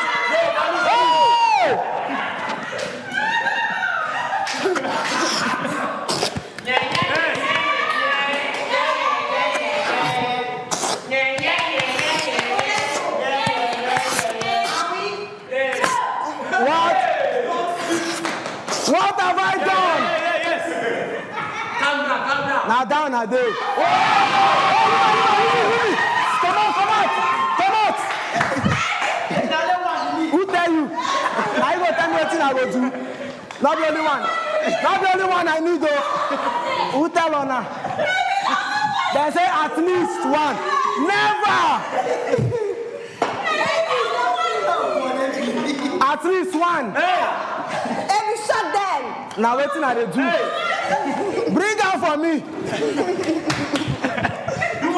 Don't try this at home. Hey!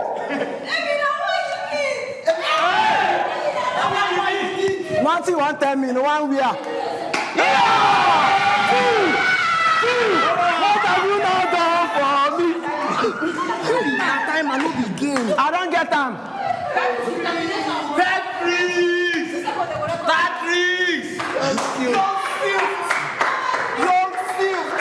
I'll feed myself. Never is number 7.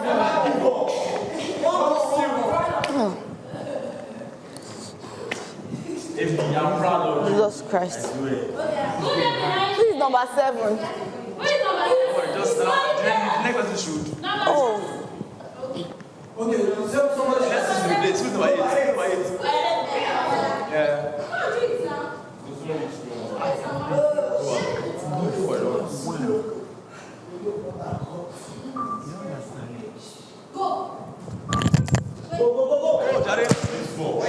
Why not do this ball? Okay, the ball.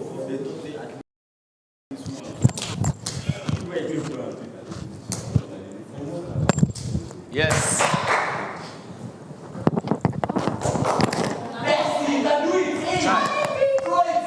Try your best.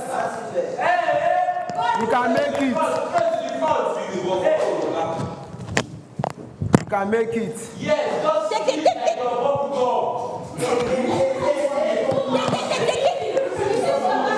Calm down, the bounce is just throw it a little bit. A little bit of what? Close. Spontaneous. You know that. Close.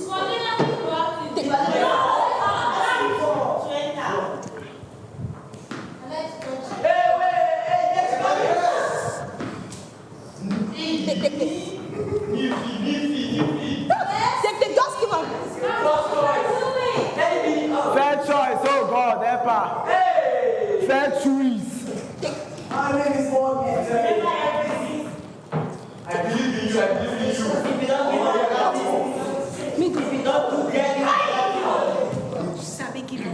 Don't give up. Don't give up. Don't give up. I'll see you at the top. Take it easy. Don't bounce it too much. Feed them with drama. Don't bounce it hair like that. Feed us with drama.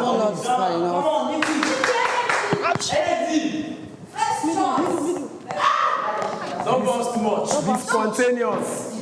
Aim this side. Believe in yourself. Don't bounce it too much.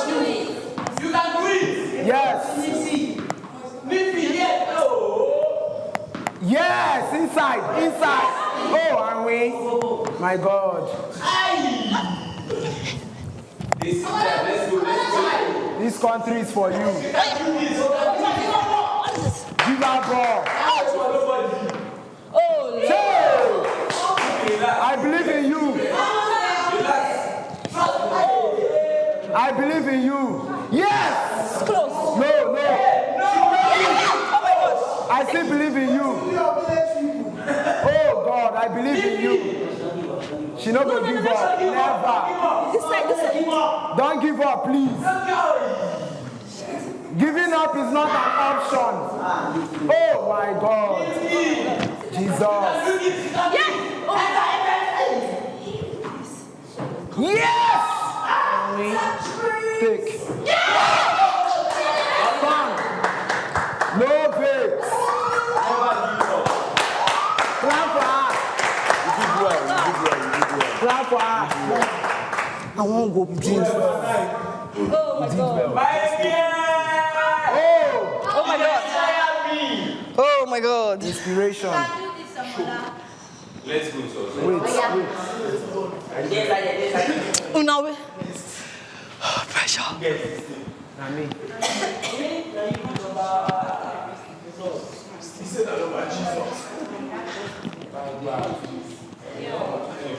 My heart is beating. Let's go there. Okay? Yes. Right.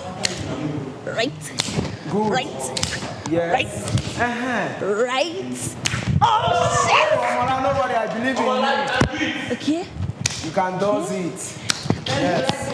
This is your time to shine. Yes, this is your big break. Okay. Yes, go. Very big moment. Oh my God! God, please. One hand, she don't get them.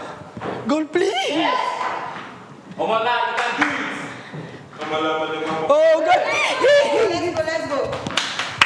Hey. Almost. Nearly can actually kill a bird. Oh, Nearly can actually kill a bird. Calm down. Give it slow. Oh Lord. Come on, let's go. Calm calm down. Oh, Jesus. Oh, Jesus. Arise. Oh, God.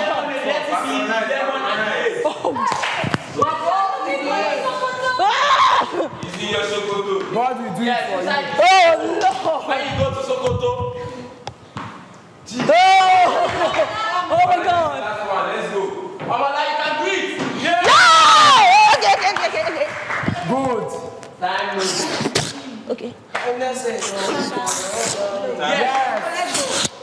Calm down. Correct. Let me that. Correct. So. Do it. Oh my God. Let's come back. Oh my God. Come back. Speak it, sir.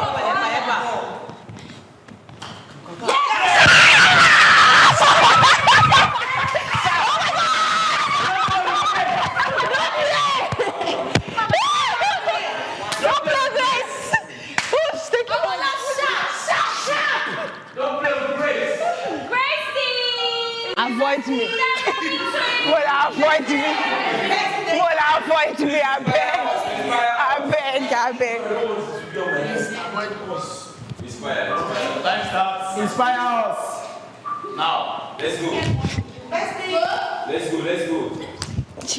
Go back. Together. Yes. Yeah.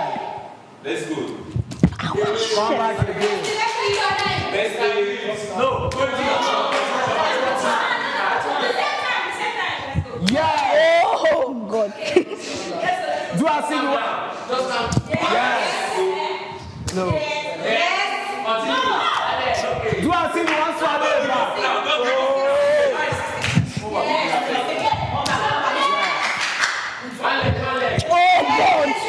No. Do I see you once you are there? More too many voice. Mona leave me, I beg. No, don't. Jesus. Port Harcourt people, leave me, oh. Jesus. Yes.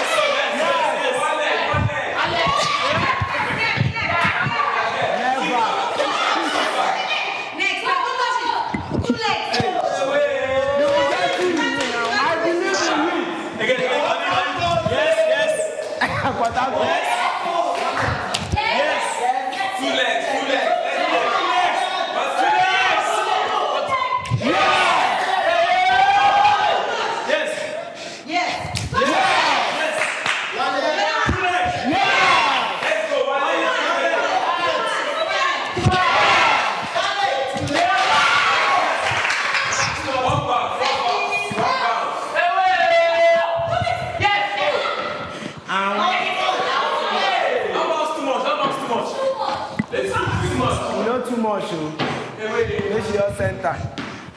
Be throwing for me now, please. Reduce the speed.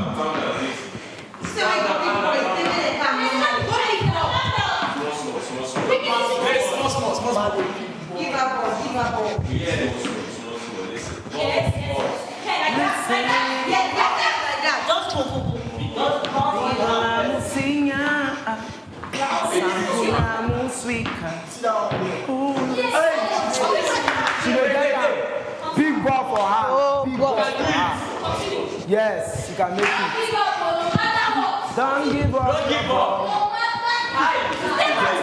Stand up. Don't give up. Get up on your high. Get up, bounce up. Don't give up the ball. Get up on your hand. God. Give back. One another delay. Not the delay, Jesus. Know what the time did.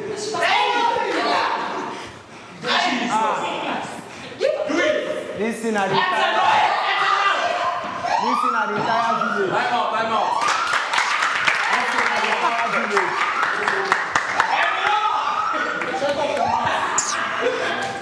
Oh God.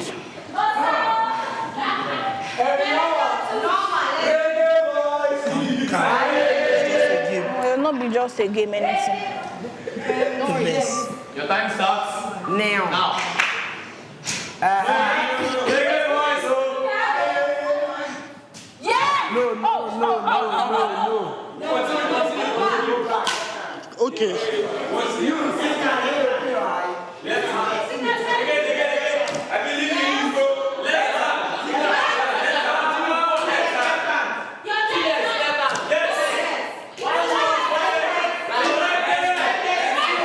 Jesus.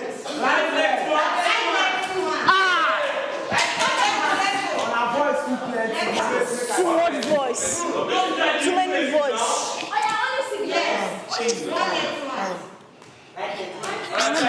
You two days with us, I know English. Yes, you can go. Open your legs wide. Yes, both hands, one leg, yes. Correct.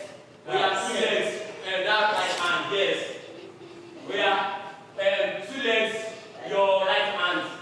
2 legs, your right hand, yes. Yes, you can do it. Left. Yes. Yes, 1 leg, both hands. Right leg, both hands. Yes, both legs, right hand. Correct. I believe in you, Osawo. What? Osawo music. Sing this as a better country. You are bouncing it well. Yes, Continue like that. Don't catch the ball, continue. Continue. Sing and catch the ball. Don't vex for that. No vex for that. I'm going to catch this. No vex for that.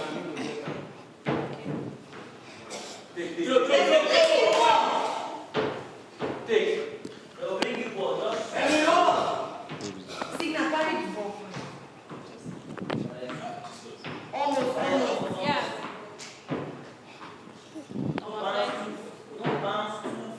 Almost. They see time. Let's go.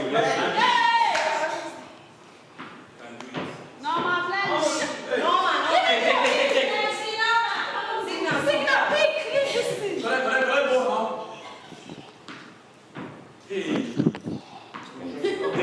Yes. Take. Make G for Signal, pick. Take. Pick again, signal. Make it Kick. I didn't pick now.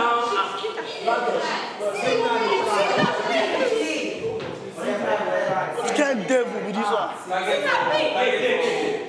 Just give it. Yes. Take. Last one. Take. Yes! Take. Signal the try. Sharp. Take. Yes,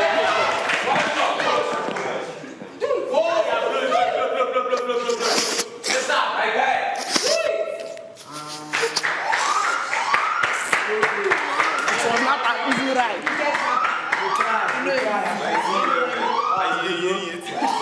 was not an easy ride.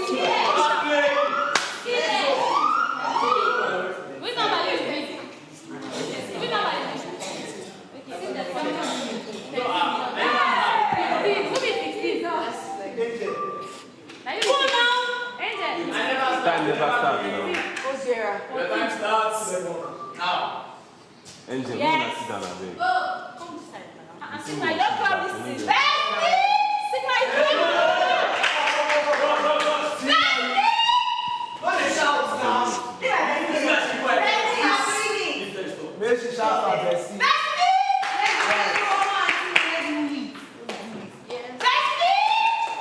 keep picking for him. Just pick. Give him. Okay, pick for him. It's okay, do your work. Stop pushing, just pick. Yes. Sharp. Hurry. Let's go. Fire breather. Baddest rapper. Fire breathe. Baddest rapper. US rapper. Let's go.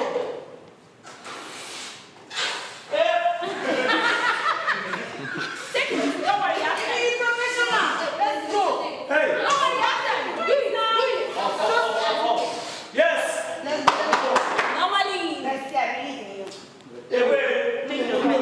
Let's see for confidence, okay? Keep on. Small. Straight on middle position. Middle, yes. Hold on for Yes, almost. You go make am time dey, you go make am. Almost. Time big. Calm down. Signal. Calm down, time dey. Signal, calm down. You get him, you get overtime, sir. Where? Continue. Signal, Look calm at. Almost. Continue like that. Yes. Raise for the people. Almost. Don't give up, you're doing it.